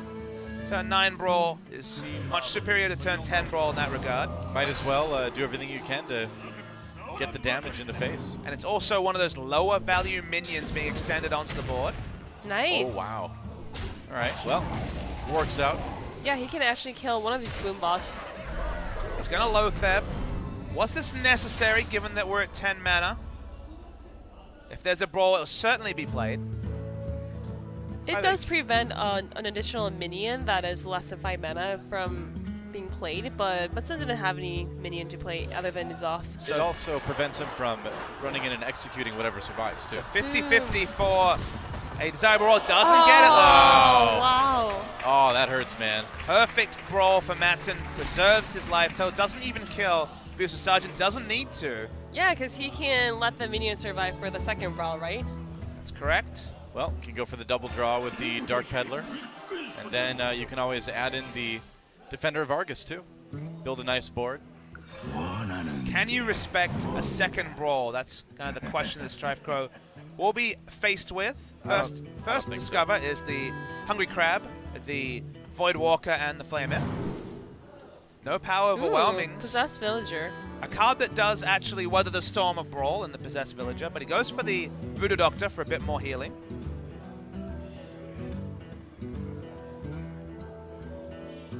Whoa.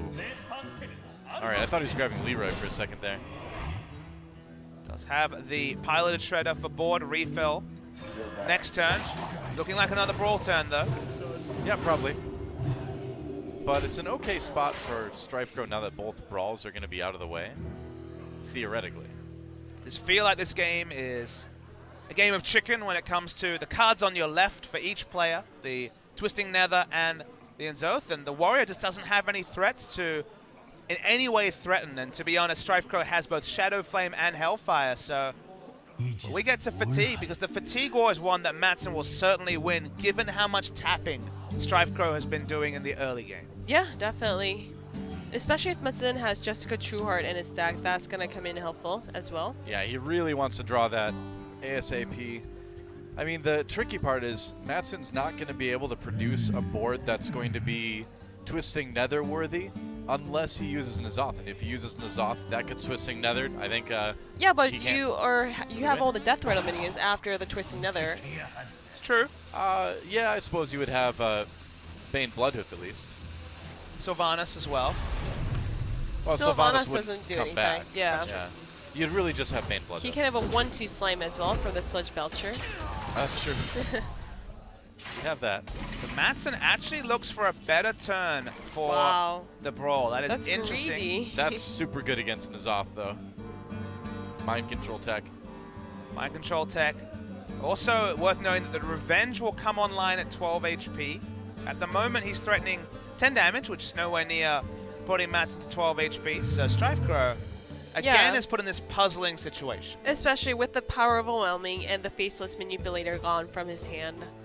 Now, Strifecrow can do 19 total, but it's not gonna be. It wouldn't be good.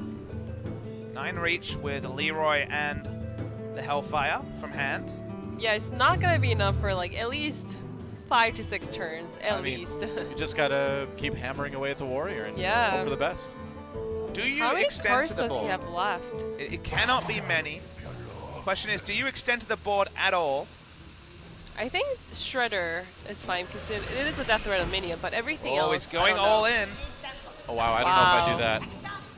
Interesting to see. Maybe this is a reflection of the amount of cards left. We don't have that information right now, but Matson has been playing this game of chicken with the Brawl. He's been holding on to it in scenarios where most players would have brawled, and certainly this will be the turn where Brawl comes down. Full board from Strifecrow. Yep. Yeah, this is when the greed gets reworded.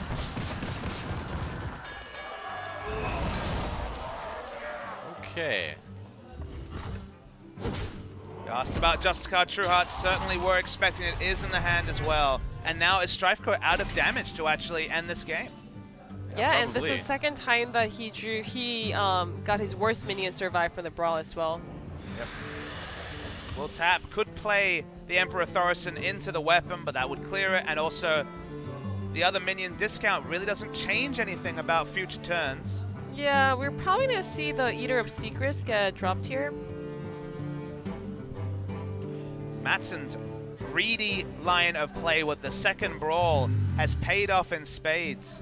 Interesting to hear Strifecrow's thought process on extending as far as he did. Yeah. He just concedes, realize he doesn't have the damage to take out the Control Warrior, and Matson springs up to a 2-0 lead and is now 3 match points away from actually taking this down. He's in such a commanding position. Well, with that game, the fact was that N'Zoth would come down, the Twisting Nether would go off, Bane Bloodhoof would still be there, but even without all of that, the Warrior's just going to have enough armor to survive the fatigue battle at the end. So Strifecrow knew that game was over. Good time to concede. So now Matson just needs a single win with his Reno Freeze Mage at 3 attempts. This deck is undefeated so far at 2-0 after taking out first Ostkaka and then Reynad. Just needs a single victory over Strifecrow to become your Hearthstone World Invitational Seoul champion. It's going to start off with a very, very difficult matchup though. Strifecrow wants to get some confidence. It's going to be the Warrior against the Freeze Mage. Yep, should be a good matchup for Strifecrow, of course. We've seen, well, I mean, for years and years, this has been a good matchup for Warrior. Only time we've seen anything different recently is when in Masters we saw a Dragon Warrior beat a Freeze Mage. But otherwise, things are very, very tricky.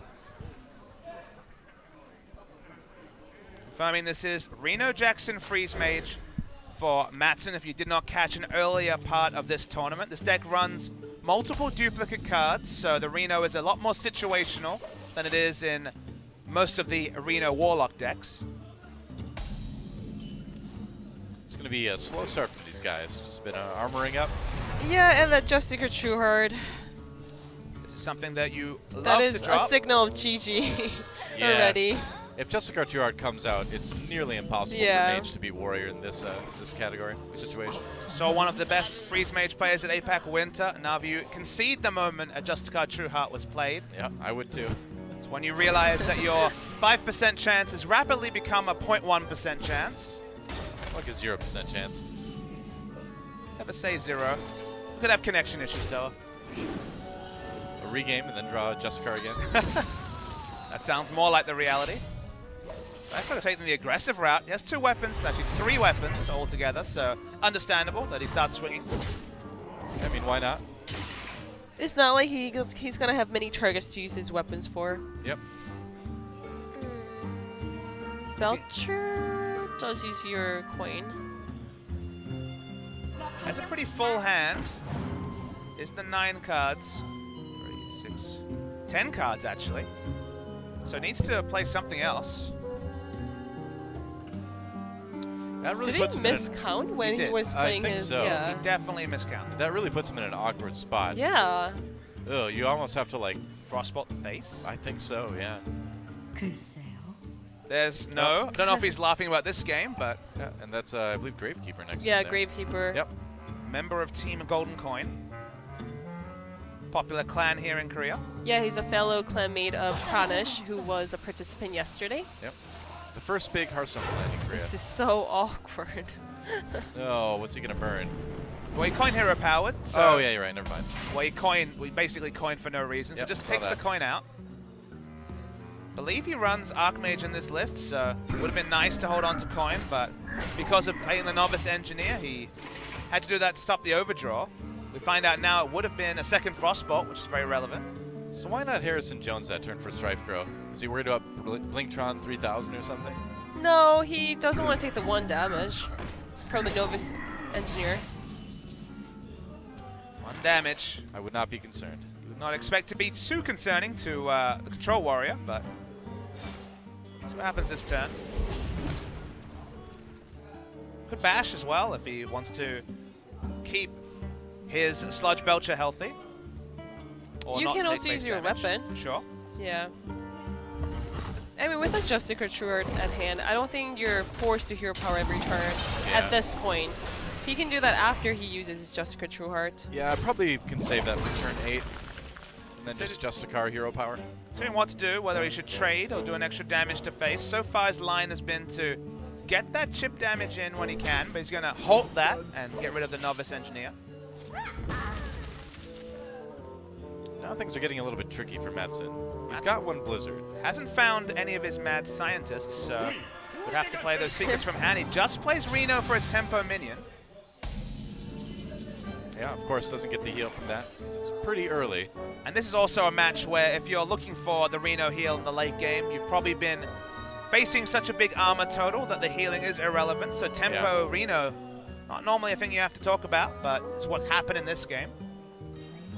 He could use his Death Bite and Bash. Could trade Wouldn't be bad. Sludge Belcher and Bash as well, because the value of a taunt in this game is a lot lower than usual against the Freeze Mage. I think we're gonna see a situation here where Justicar Trueheart comes down and then Madsen just concedes. Alright, doesn't want to take that 4 damage to face. That's fair too. Guess not.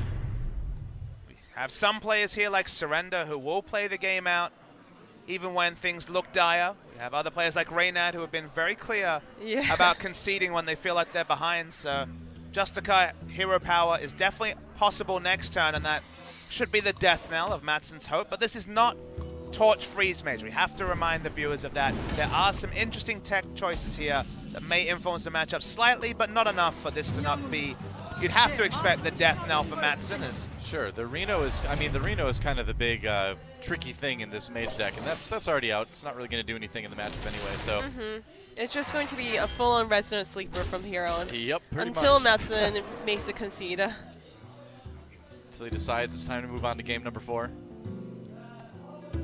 Let's move on. Let's go to game 4. Getting restless over Where's there. the point of waiting here? Sadly, we don't have a comm link to the players, so we can't ask Madsen to concede, but I imagine we will reach the tipping point very soon.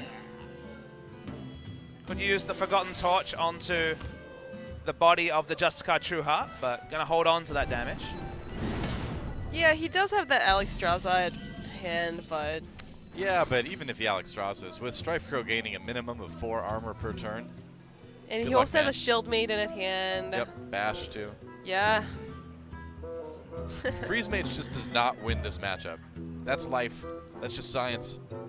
Also, Strifeco taking a different tack to some players. We've seen players run their unfavorable decks when they're behind to see if they're really going to have a shot at winning, and other players who go for the favorable matchup to get a bit of wind in their sails. So Strifeco really not wanting to be swept in this series, gone for, again, perhaps the most famously dominant competitive class matchup in Hearthstone, and will be rewarded with at least a single victory in just a few short turns against Mattson. One of my other favorites was Face Warrior versus Miracle Rogue. Oh, That was yes. another pretty one-sided one back in the day. I know you not to be a Miracle Rogue player, so I bet that was quite cathartic for you when you queued into the Miracle Rogue. Actually, I played a ton of Miracle Rogue early on. I mean, the deck's been around forever. That's why I don't play it anymore, because I've fair. already played hundreds of games with Miracle Rogue. It's certainly a very, very painful matchup for the Rogue. Tigor is not going to be relevant this game. 13 cards left for Mattson and 15 for StrifeCrow. Yeah, the Alex is going to deal 13 damage, but Yeah. StrifeCrow can heal up by 9 armor. Yeah, he can pretty much negate what that Alex Strauss has done just from what's in his hand and the tank up. Not a lot to worry about. As Execute to cleanly deal with the Alex Strasser as well. Yep, gonna pop the ice block this turn, it looks like. Yeah, this seems to be the surrender turn. I would say so. Now, if he wants to pop at 1, he would have to... He can't. Oh, he has bash, okay. He also has the weapon as well, so he had multiple different ways to, but prioritizes getting the armor out instead. He already used his weapon, so he can do that, but yes. he had the bash, yeah. You're correct. There we go. That's gonna be it.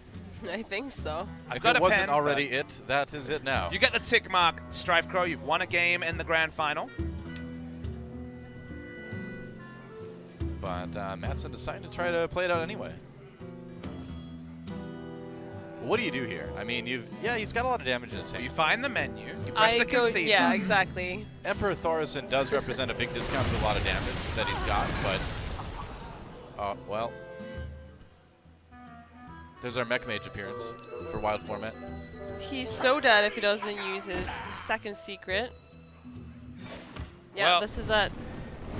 No damage from hand is definitely a lot to ask for, but Well, This should be the StrifeCrow, game. how will you decide to kill your opponent? Oh, looks like it's going to be Death Spike. clinically is the answer, as that is weapon to face. Mattson does lose his first game, but this was certainly one that was heavily, heavily expected to go to the Warrior. It does thusly, and now with Warrior off the board, Priest and Warlock, the Zoth Priest and the Reno Warlock to face Mattson's Freeze Mage. So better matchups, but not necessarily a huge advantage for the Freeze Mage, and we could definitely be going to a Game 5.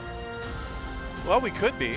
Mattson has certainly made this Freeze Mage work in all the other matchups this weekend, but I still feel like it's just not the strongest version of Freeze Mage you can bring right now. And because of that, I'm a little bit surprised with the results that it's been getting. Was 2-0 before that series. First loss with the Reno Freeze Mage, despite having so many conditional cards. Kranich was punished for bringing a Secret Paladin list that ran those duplicates. So far, the duplicates haven't been punished. Let's see if they are in a more competitive matchup. Sticking with the Freeze Mage is Mattson and StrifeCrow. Priest or Warlock to get himself into Game 5.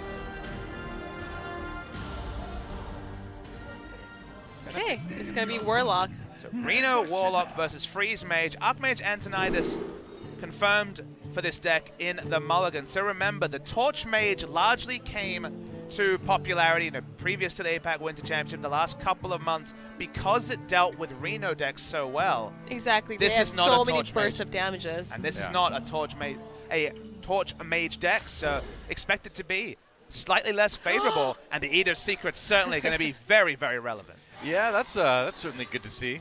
I mean, Your he's definitely StrifeCrow. not going to use it right after Matsune plays his first secret. Oh, but no, he's- no, no. Yeah, he's This going is- to use it to like kill Matsune off. This is what you use at the very end, where the mage is like, Yes. "Oh, no problem, man. I've got ice block," and then you play it and kill them in the same turn.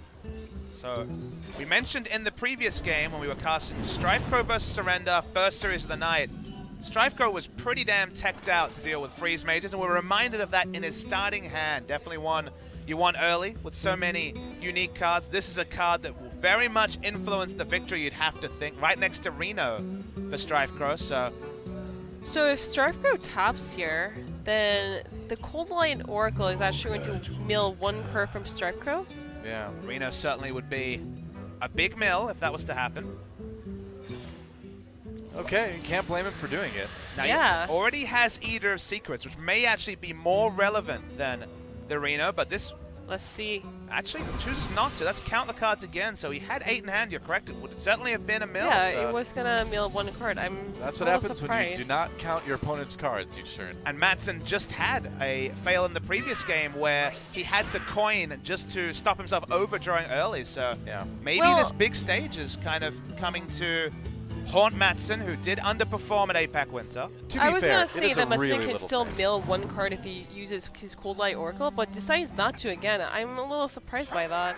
I mean, he's just straight up missing it, and it's not something Yeah. you normally look for, but it's something you should look for. But it's one Yeah, of those whenever things. you have a chance, right? I can't blame him for missing it because it's such a small thing, but it could be a very big thing. I think it's worth noting, though, that some players, go overboard trying to mill the opponent in situations which aren't relevant. This is a deck that, again, you mill Reno, the texture of the game changes for Strife Crow, so it's just going to be first disregarding his own hand size in the previous game and now just not thinking about his enemy hand size. Well, maybe Matsun was trying to set up to mill more than 1 card by playing the Doomsayer, but it didn't go the direction that he wanted to. Could be. Hard to say. Still an 8-card hand, so the mill option still available for Madsen. And after this turn, it's going to be much harder to actually mill Yeah. Strife Crow because he's going to coin out the ET. Emperor Thorson doesn't have a discount on any of the combo cards, though, so may actually hold on to that Emperor for future turns. Always nice to get discounts on a fairly full hand, but faceless, power-overwhelming Leroy Jenkins is not playable unless one part of the combo receives a discount. Now actions on Madsen, who maybe is taking the time to look at that hand size from the enemies, certainly considering his options. I mean, I think Loot Hoarder, maybe Ping, or Loot Hoarder, Old Oracle, but oh, okay, he's going to use the Forgotten Torchstone. Why not shrink the board a little bit? That chip damage early on is kind of the worst enemy of the Freeze Mage. Yeah, we come back to the play you suggested, Harusai. Coining out Emperor almost always feels great. You don't really have a lot of other plays, barring maybe an Implosion this turn, so maybe you just have to go for the most threatening minion, even if you don't get the potential for the 1-turn burst. I think there's a lot of nice things about this. So you get a cheaper brand, you get a cheaper Eater of Secrets, which could be really important later on. So, I think it's a great time to Emperor Thorson. Yeah, and if Strife Crow remembered the Cold Light Oracle from Matsun's deck earlier, And see the removal come on, so entire turn used for removal onto the Emperor Thorson. Pretty typical. it feels pretty bad to use a Frostbolt Well, we to see kill a minion. Now, Bran Bronzebeard has a lot of value being held onto for both the healing effects of the Earthen Ring Farseer and the heal bot. You would love to get 2 draws from the Dark I think Peddler. it's more important to get 16 heal from your heal bot than That's the getting reason. 2 draws from the Definitely. Dark Peddler. It'd be nice to do it, but because of the healing from Farseer and the heal bot, Ooh, it seems powerful not as whelming. available. Nice. Definitely happy to see that one. And he really needs to start playing cards if he doesn't want to get milled. Would have seen the Cold Light Oracle from Madsen watching VODs last night, so would be aware that mill is certainly an option available to Madsen. It is, but it's still a really difficult card to remember and to play around. Yep, some people from Blizzard Korea here. And so there's his Emperor Thorson. Now, we've got some very cheap spells in hand, so Yeah. He could have a big Archmage Antonidas turn if he goes for the ET this time around. looks like he might be considering Blizzard, which lines up very nicely against this board. It does. It kind of slows down what he's going to do a little bit. But Still no secrets played by Madsen, either from hand or in the terms of a mad scientist. oh, there will be. This There's is a Reno. very conditional hand from Strife Crow. I guess maybe just Implosion here. Implosion, I Maybe. guess you could Earthen Ring Farseer because you have Bran and Healbot, but doesn't feel great, obviously. Implosion and Earthen Ring Farseer probably isn't that bad this turn. It's a way to kind of ditch some cards in your hand, get some healing, get some minions, gets the 4. He knows it's probably going to be cleared, but still. I think this is the best turn. We both saw this line. He went down it, does put up a board after Blizzard was played. And the one time the implosion damage didn't matter. Yep. He gets a 4. Well, Pretty much. I mean, the chip damage from the 1/1s, but yeah, the spell damage certainly irrelevant. I mean, Madsen definitely doesn't want to flame strike this board, but you know, what else do you do? Emperor Thorson wasn't played last turn, could be considered this turn. Would obviously be cleared by the board that's threatening it. And there's a first ice block, which is gonna be eaten up eventually. Just like Hunters with Flare, you hold on Wow. to that ice Man. block when you have a lethal most of the time. Very low value Flame Strike if Madsen commits to it. What do you think about Emperor Thorson this turn? Because you know some of it's going to trade into him. It's going to have to. So you're not going to take that much chip damage. And plus, getting the free Ice Lances, getting the cheaper Antonidas, cheaper Ice Block. So now it's going to be the mill turn, Yeah, so Strifeco's gonna mill 1 card. but he has Reno, he has Eater of Secrets. Yeah, he has so all the answers. definitely not too many cards he's that unhappy to see. Even has the heal and the Brand Bronze Beard. Let's see what that card is, though. Could have happened earlier. That's fine. Sylvanas is not a Yeah. good card against Freeze Mage. Very low value card, even though it was so essential to some of the earlier games for Madsen. It is not central to this particular game. Yeah, you never even want to play Sylvanas against Freeze Mage because they can just fireball it after playing their Doomsayer and giving the Doomsayer to you. Right. It really doesn't matter Yeah. that he milled that. So while the fans were sad to see a Legendary go, it will be inconsequential for this particular game. So action on Strifecrow. Yeah, maybe just kill off the Cold Light Oracle and play Sludge Belcher here. I don't think Strifeco should expect to see a second Cold Light Oracle, so he should feel pretty safe to keep his hand size at 9 to 10. Yeah. With the health total so high from the Mage, playing Zombie Chow at this point, it's fine. It was either that or it'd be a dead card in later turns. Tap last, decides to. There's Leroy. So he has an extra power overwhelming from that Dark Peddler too. Something to kind of keep in mind. We have to try and figure out one turn damage reach because you have to talk about things like Leroy, Power, Overwhelming, and Eater of Secrets is all playable in one turn, but the board size right now would prevent it. Well, honestly, if he's able to do what this deck should do, Leroy Eater of Secrets should be enough to get lethal at some point in the late game. Heavily expecting that to be the case. Needs a couple of threatening minions, like for example the Pilot Shredder and the Dr. Boom to start pushing the life total down. Seeing that Flame Strike out of the way is probably a really nice thing for Strifecrow. Oh, this is still really awkward for Strifeco. He's, as I said earlier, his hand is very conditional. Yeah. Piloted Shredder. May just Leroy as a tempo play. Wow. Leroy piloted Shredder too. I mean, Yeah, why not? Because yeah. you already used the Emperor Thorson, so you're never gonna get the discount off of the Larry Jenkins, PO, and Faceless Manipulator combo. Yeah. Power Overwhelming on any minion that sticks will be a bit of reach from hand.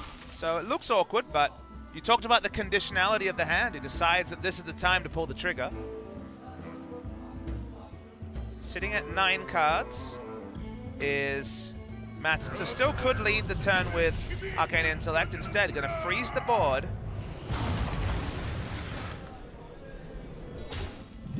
Discount onto what could be a really big Archmage Antonidas turn. Interesting that he would ping that and or that he would trade with that rather than wait a turn and then ping and then Maybe they didn't want to Trade give with a Leroy. target for the Mortal Coil. I guess. The only way to kill Emperor Thorson this turn is Shadow Flame. Obviously could also use the Twisting Nether, but I guess there's a consideration given that the board is not normally going to contain minions, that using the more expensive removal might be relevant. See what he decides to do. Oh, Twilight Drake. Shadow wow. Flame and Twilight Drake are possible this turn. Yeah. Seems to be the cleanest play. Keep the Pilot Shredder alive as well. Yeah, healthy piloted Shredder is nice for Strifecrow. There's the Reno for Madsen. Can't play it yet though. Not playable yet. How long is Matsun wait to use the Anginitis? The answer is at least another turn you'd have to expect. Maybe looking for some freeze Okay. effects on the face, like Yeah. a frost bolt to ensure, because you could play the frost bolt, both ice lancers and the archmage in a single turn. Even Frost Nova is really, really good because then Yeah. you have to use a spell to deal with the Antonidas, which is Siphon Soul or Twisted Nether. Those are the only two cards that would kill it, right? Yeah, and we can be pretty sure that Strifecrow doesn't want to clear his own minions that he's got out right now with that. But Mattson just taking the ultra-conservative route and just playing that Sludge Belcher and hero powering. Would love to see the Death Rattle from Pilot Shredder be activated. No clean way to deal with the first part of the Sludge Belcher body. Still has Defender of Argus in the deck. Yep. So he's sitting at 9 cards, so And a Mortal Coil. memory hasn't Mortal Coiled yet. I mean, he's got plenty of healing. Life tapping would probably be okay here. Yep. Finds himself at 18 health now. We get more reach with the double power overwhelming. I think he really wanted that Mortal Coil, though.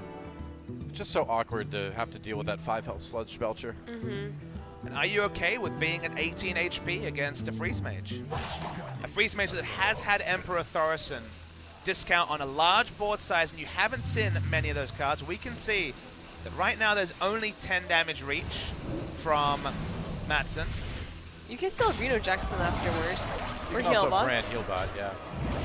I kind of want to see the brand Healbot instead of just Healbot, but okay. Now, one thing to consider is that there is an Abusive Sergeant in this list, so Brand Abusive Okay. Sergeant is more reach. There's the Brand Dark Lotheb Side is really Librarian. nice too. There it is.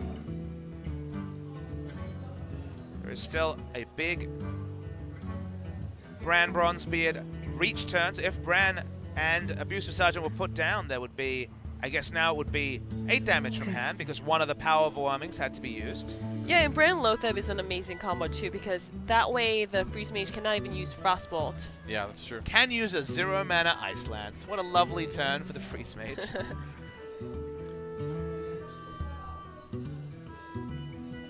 Action onto Mattson, of course, has his first ice block developed, hasn't drawn into the second ice barrier, or any of the ice barriers, so Leroy is still, sorry, Reno is still unplayable. Striker with 10 damage on the board, and the fact that that Flame Strike is out of the way is really tough for Mattson. Okay, he's going to go for the Pyroblast. Big chunk of damage on the Strifecrow. Let's check for lethal here. Has 6 damage, so just 4 damage from hand. So Yeah, 7, 10, 14, not there yet. Yeah, quite a ways off still. He may be compelled to Reno, though, this turn. I think you kind of have to.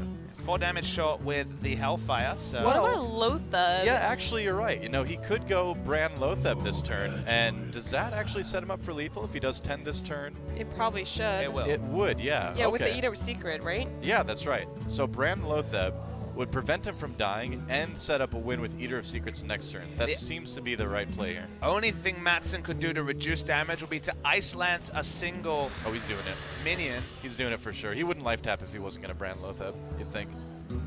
Yeah. Here we see it. Let's do it. Well, You can win, Mattson. I don't know if he's I going to got win this bad one. news for you, fan. Only thing that can be done by Mattson is to reduce 5 damage by Ice Lancing a Lotheb. There's more than enough damage and the Eater of Secrets to cement this game, so we're going to a game 5, guys. Yeah, Reno is not active because of those duplicates still in Mattson's deck, so that is it. We are going to game 5.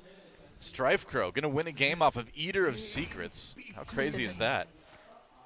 I haven't even seen the card be played, so I'm excited Yeah, to I want to see see the animation. the animation that I haven't seen on ladder. Yeah. Doomsayer doesn't matter. Does he eat the secrets twice with I the d- Brand Bronze I don't Beard? know.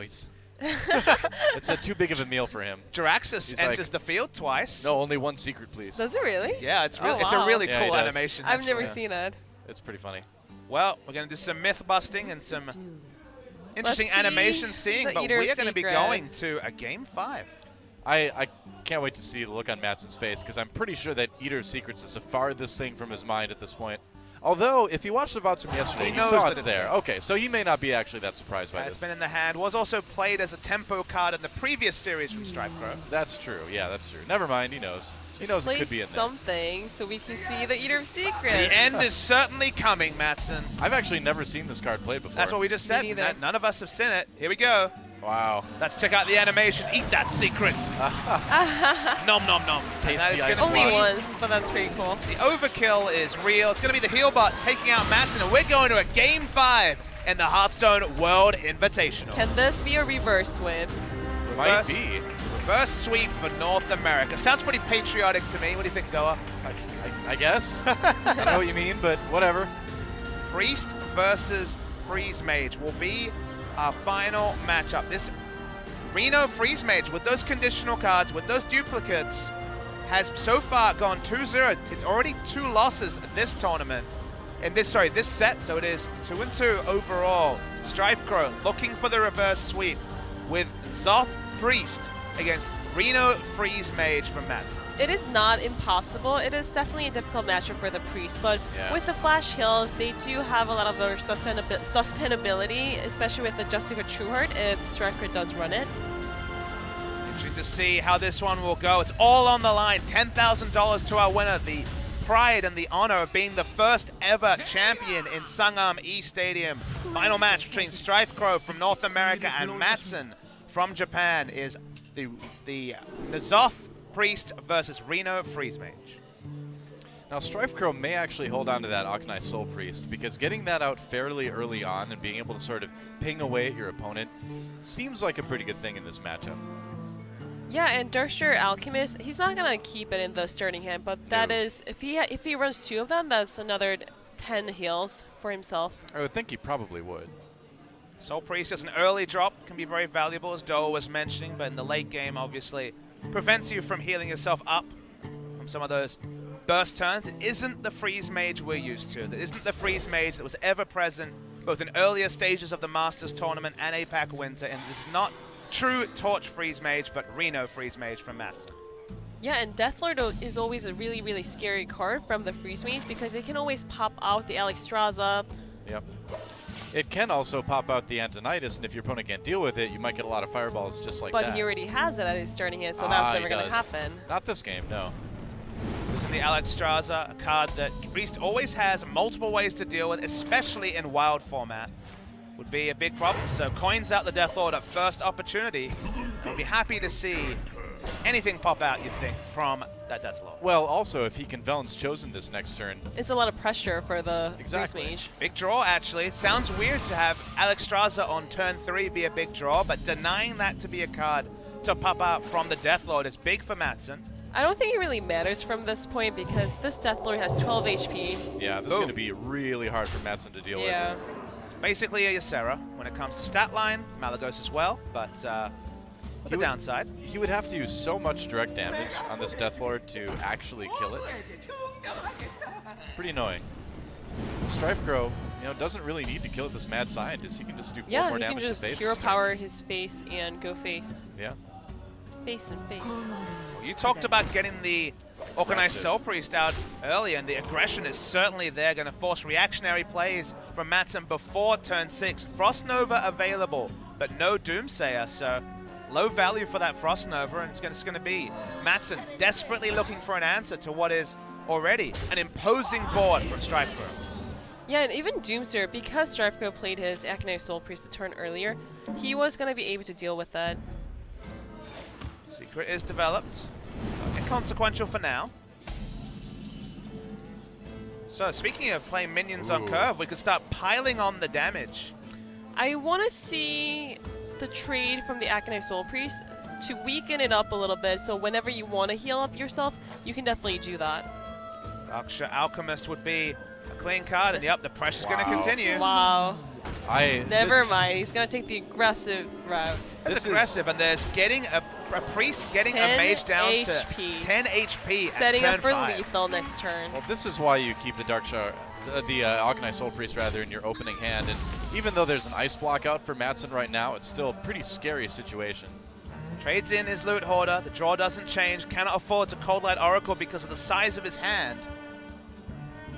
Blizzard to reduce damage, but of course hero power can still come in. Another Darkshire Alchemist would put Mattson at 5 HP. Yeah. He could pop the block here. I don't know if he wants to do that though. That's true. Would have to pop it at 5, which is awkward. Yeah. But it's so early. Or what if you... Oh, no, you I'd can say use do the it, man. Dirkshire Alchemist, so you don't have to use a circle and kill off your board. Well, that's what I was thinking. You can do it, but you're popping it at 5, which isn't ideal. Yeah. Yeah, but if the Akane Soul Priest lives, you have the Zombie Chow and Akane And it's so circle early. combo. So little cycle has come through from Mattson and now has to deal with the Ice Block being popped. Wow. That is really strong. Is this going to be the reverse switch? It is certainly looking like it. Right now, there is no second Ice Block in Oh hand. my god. He's got Circle of Healing and Zombie Chow here, so Yeah. he can actually kill Mattson next turn. Mattson has no way to stop this damage. He has Well- nothing to interact with the board.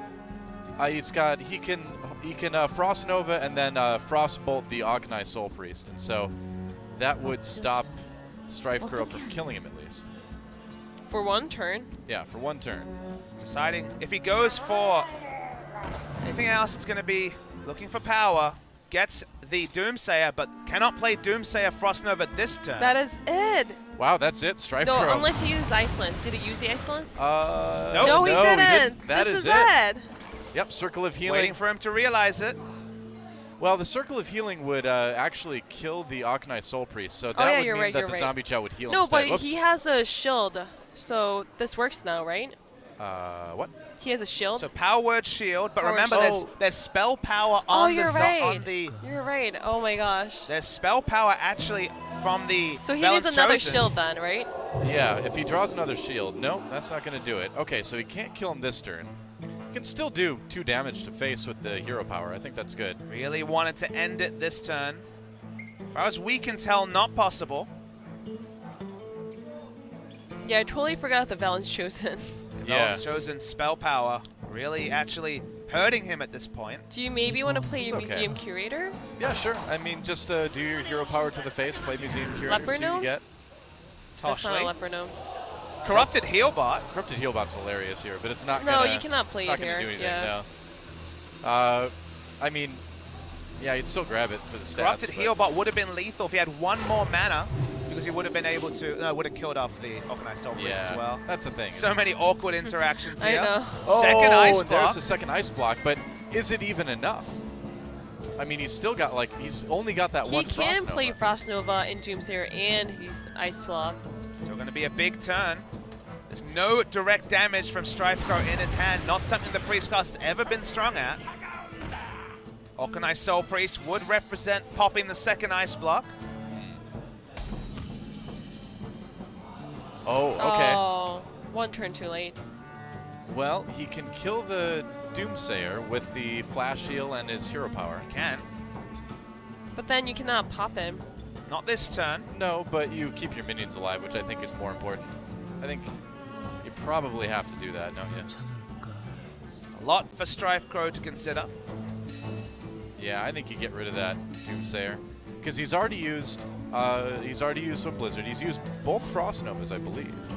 Was That's it just correct. one? He I had, think to it's use, both. he had to use one fairly openly to stop Right, damage right. earlier and then use the second one just here. So, yeah, you're worried about Flame Strike, but that's one card, right?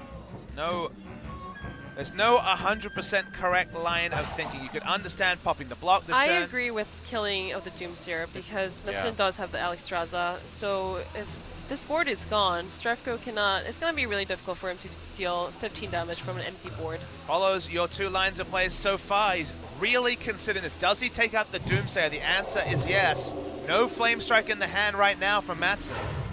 I like this too, playing the Sludge Belcher just so he can at least poke away at that life total even if the Sludge Belcher gets cleared. Not And many- Flame Strike does not kill it too, which is big. Not many freeze effects available in the deck for Mattson. Doesn't draw into one either outside of Frostbolt Icelands. He can He Alex could Strasser Alex himself. but I mean, it makes him survive. No, it doesn't really make him survive too much longer because he's still going to lose the ice block next turn anyway. If you don't offensively Alex Strasser, just how are you going to win this game is kind of the issue that Mattson is facing. But because of all of Strife Crow's early damage, really using these Darkshire Alchemists for the maximum aggression, battling with the Death Lord, he's put Mattson in a scenario where he hasn't been able to cycle anywhere near as much as he wants to, and now is basically finding suboptimal plays for himself just to survive every turn. Yeah, and this is Here's- his second ice block too. I was going to say, here's what you do, is you Emperor Thorison, you let him pop the ice block, and next turn you hope for some sort of like miracle combo because of your discounted cards. Well, at the moment, he only actually has 7 damage from hand. Hoping for that Flame Strike. Shadow Word Death, well that certainly handles Emperor Thorison. He doesn't even have to use it. Nope. No, he definitely doesn't. StrifeCrow looking to clear the board and pop the block at 1 or 2. Probably not going to be too big a difference. Yeah, bringing it down to 1 is probably preferable, even though it doesn't really matter a whole lot. He's going to start off with that. Yeah. All right. Second ice block gone.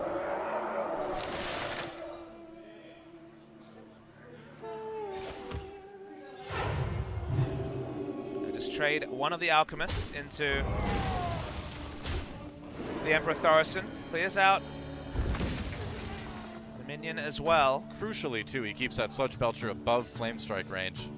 But even if it did get killed off now, the Ooze would still theoretically be able to kill Matson. And as we can see here, I think Matson's pretty dead. No combination of cards for lethal is possible. Trying to see if maybe he can kill off enough minions and freeze enough minions with individual spells to survive, but does not. How do you win from there then? Yeah. Well, you don't. So it looks like StrifeCrow has come back and has completed the reverse sweep. We've seen this story a couple of times this tournament. People really teching out to beat Freeze Mage. Freeze Mage was on the lips of every pro player after the Druid nerf specifically came through, so it makes a lot of sense to tech out, but... Well, if he Novice Engineers into Flame Strike and Ice Lances the Sludge Belcher, he can live for one more turn. Would he not need to kill off the Organized Soul Priest as well? Well, he would with, well, I guess Flame Strike wouldn't quite do it. I think he's just boned. Yeah, this is so much pressure. Yeah, never mind. Organized Soul Priest Cycle got doesn't change doesn't do anything. anything. 5 health, yeah. All right, well, that's it. StrifeCrow taking the reverse sweep. Wow. How crazy is that? That really was looking like it might be a 3-0, but in the end, the Reno Freeze Mage just doesn't do it. Maybe with this... Yeah, and that Seeker doesn't do anything. Well, no, I mean, the hero power is just going to kill him. Here it is for StrifeCrow. Wow. That's it. See the well played, and that is going to be StrifeCrow reverse sweeping Madsen, smartly predicting that with the Druid nerfs, there'd be plenty of Freeze Mage play, and the Eater of Secrets got value in the Warlock. The Warrior did Warrior things, and then the Priest teched out as well, took out the Freeze Mage, and congratulations to our first ever Hearthstone World Invitational Champion. The Soul Cup winner is StrifeCrow. Wow, crazy stuff. And I got to say, it was a fun tournament to watch. Wild format was interesting to say the least, but StrifeCrow seems to really be the master of it right now. Yeah, the Eater of Secrets, it seemed like a useless card against most of the matches, but it really came together. It is always people that bring tech choices. We see Kez and Mystics in many decks, but StrifeCrow, he got there. We're going to go a short break, and when we come back, it's going to be an interview with your winner of the Hearthstone World Invitational. Your interview with StrifeCrow.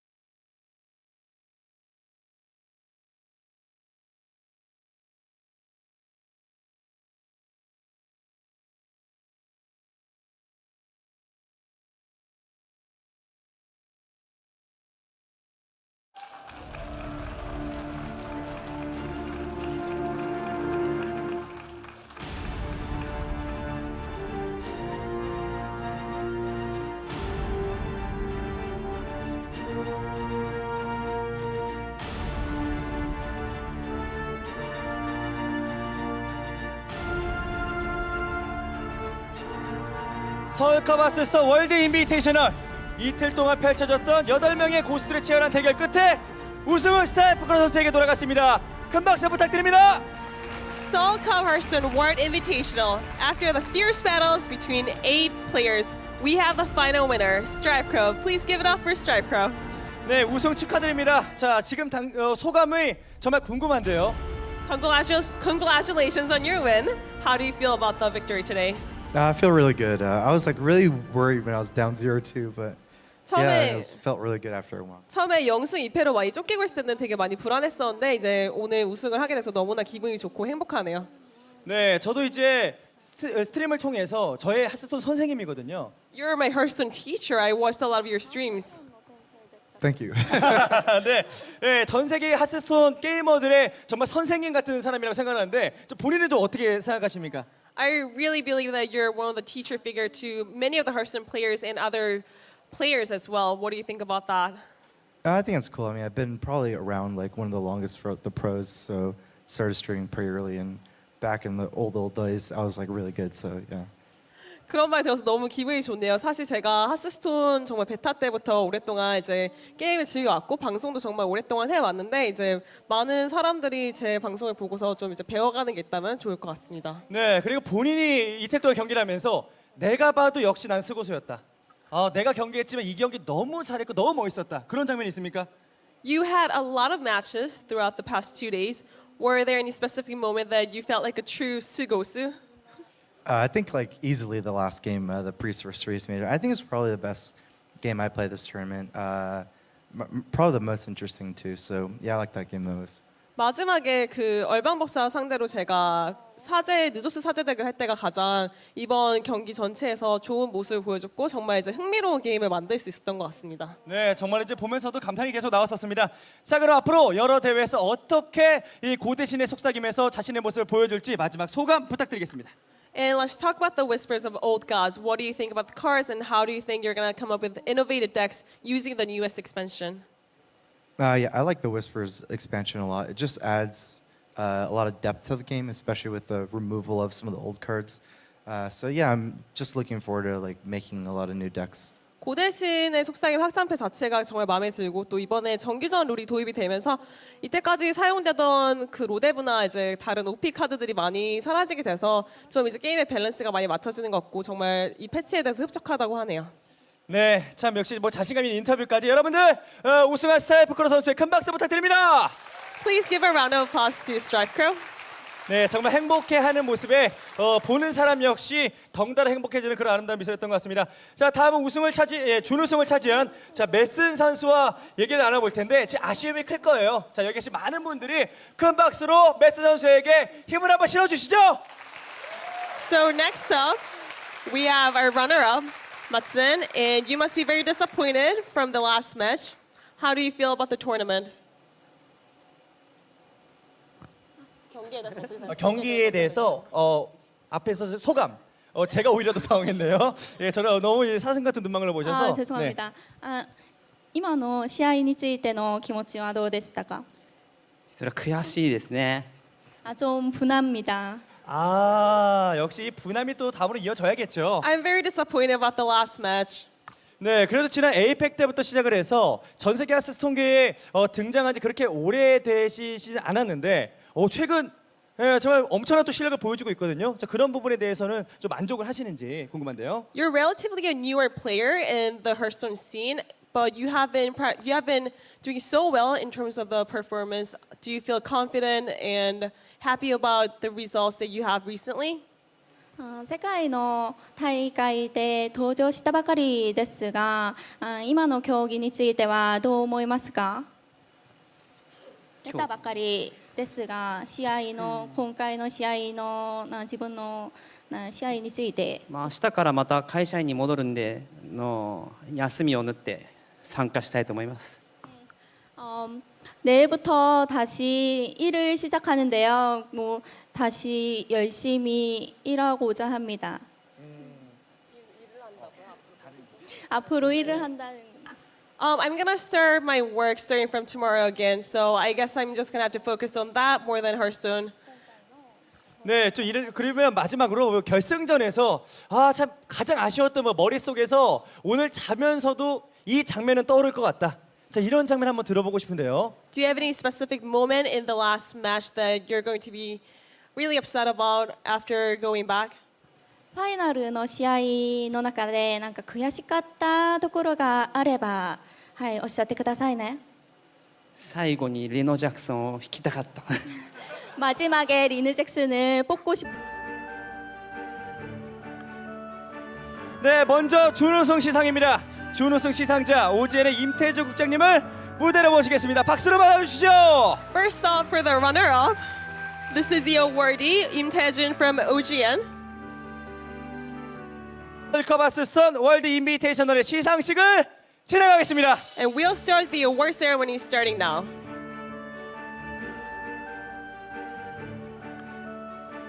네, 먼저 준우승 시상입니다. 준우승 시상자 오지엔의 임태주 국장님을 무대로 모시겠습니다. 박수로 맞아주시죠. First off, for the runner-up, this is the awardee, Im Tae-jun from OGN.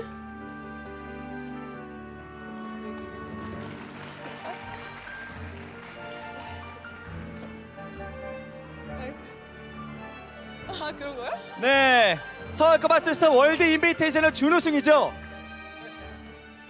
We have the runner-up of Seoul Cup Hearthstone Invitational, Matsun. 자, 메슨 선수입니다. 자, 이번 시즌 그리고 지난 에이펙을 통해서 이렇게 일본에서도 e스포츠의 강자들이 태어나는구나. 자, 이런 것을 저희가 볼 수 있었는데요. 자, 앞으로도 자주 볼 수 있었으면 좋겠습니다. And the runner-up gets $4,000 in flowers for the award. 네, 준우승을 시상해 주신 오젠의 임태주 국장님 정말 감사드립니다. Thank you for the award ceremony, and Matsun, you can come down now. 지금 세레머니를 아예 또 티셔츠까지도 한번 보여줬었는데 정말 가족에 대한 사랑이 물씬 풍겨나는 그런 모습을 계속해서 보여줬습니다. 자, 다음은 우승을 진행하겠습니다. 우승 시상은 블리자드 코리아의 트레이시 서전트 법무팀 이사님께서 해주시겠습니다. 큰 박수로 맞아주시기 바랍니다. Next up, for our winner, Tracy Surgeon from Blizzard Korea is going to award the champion.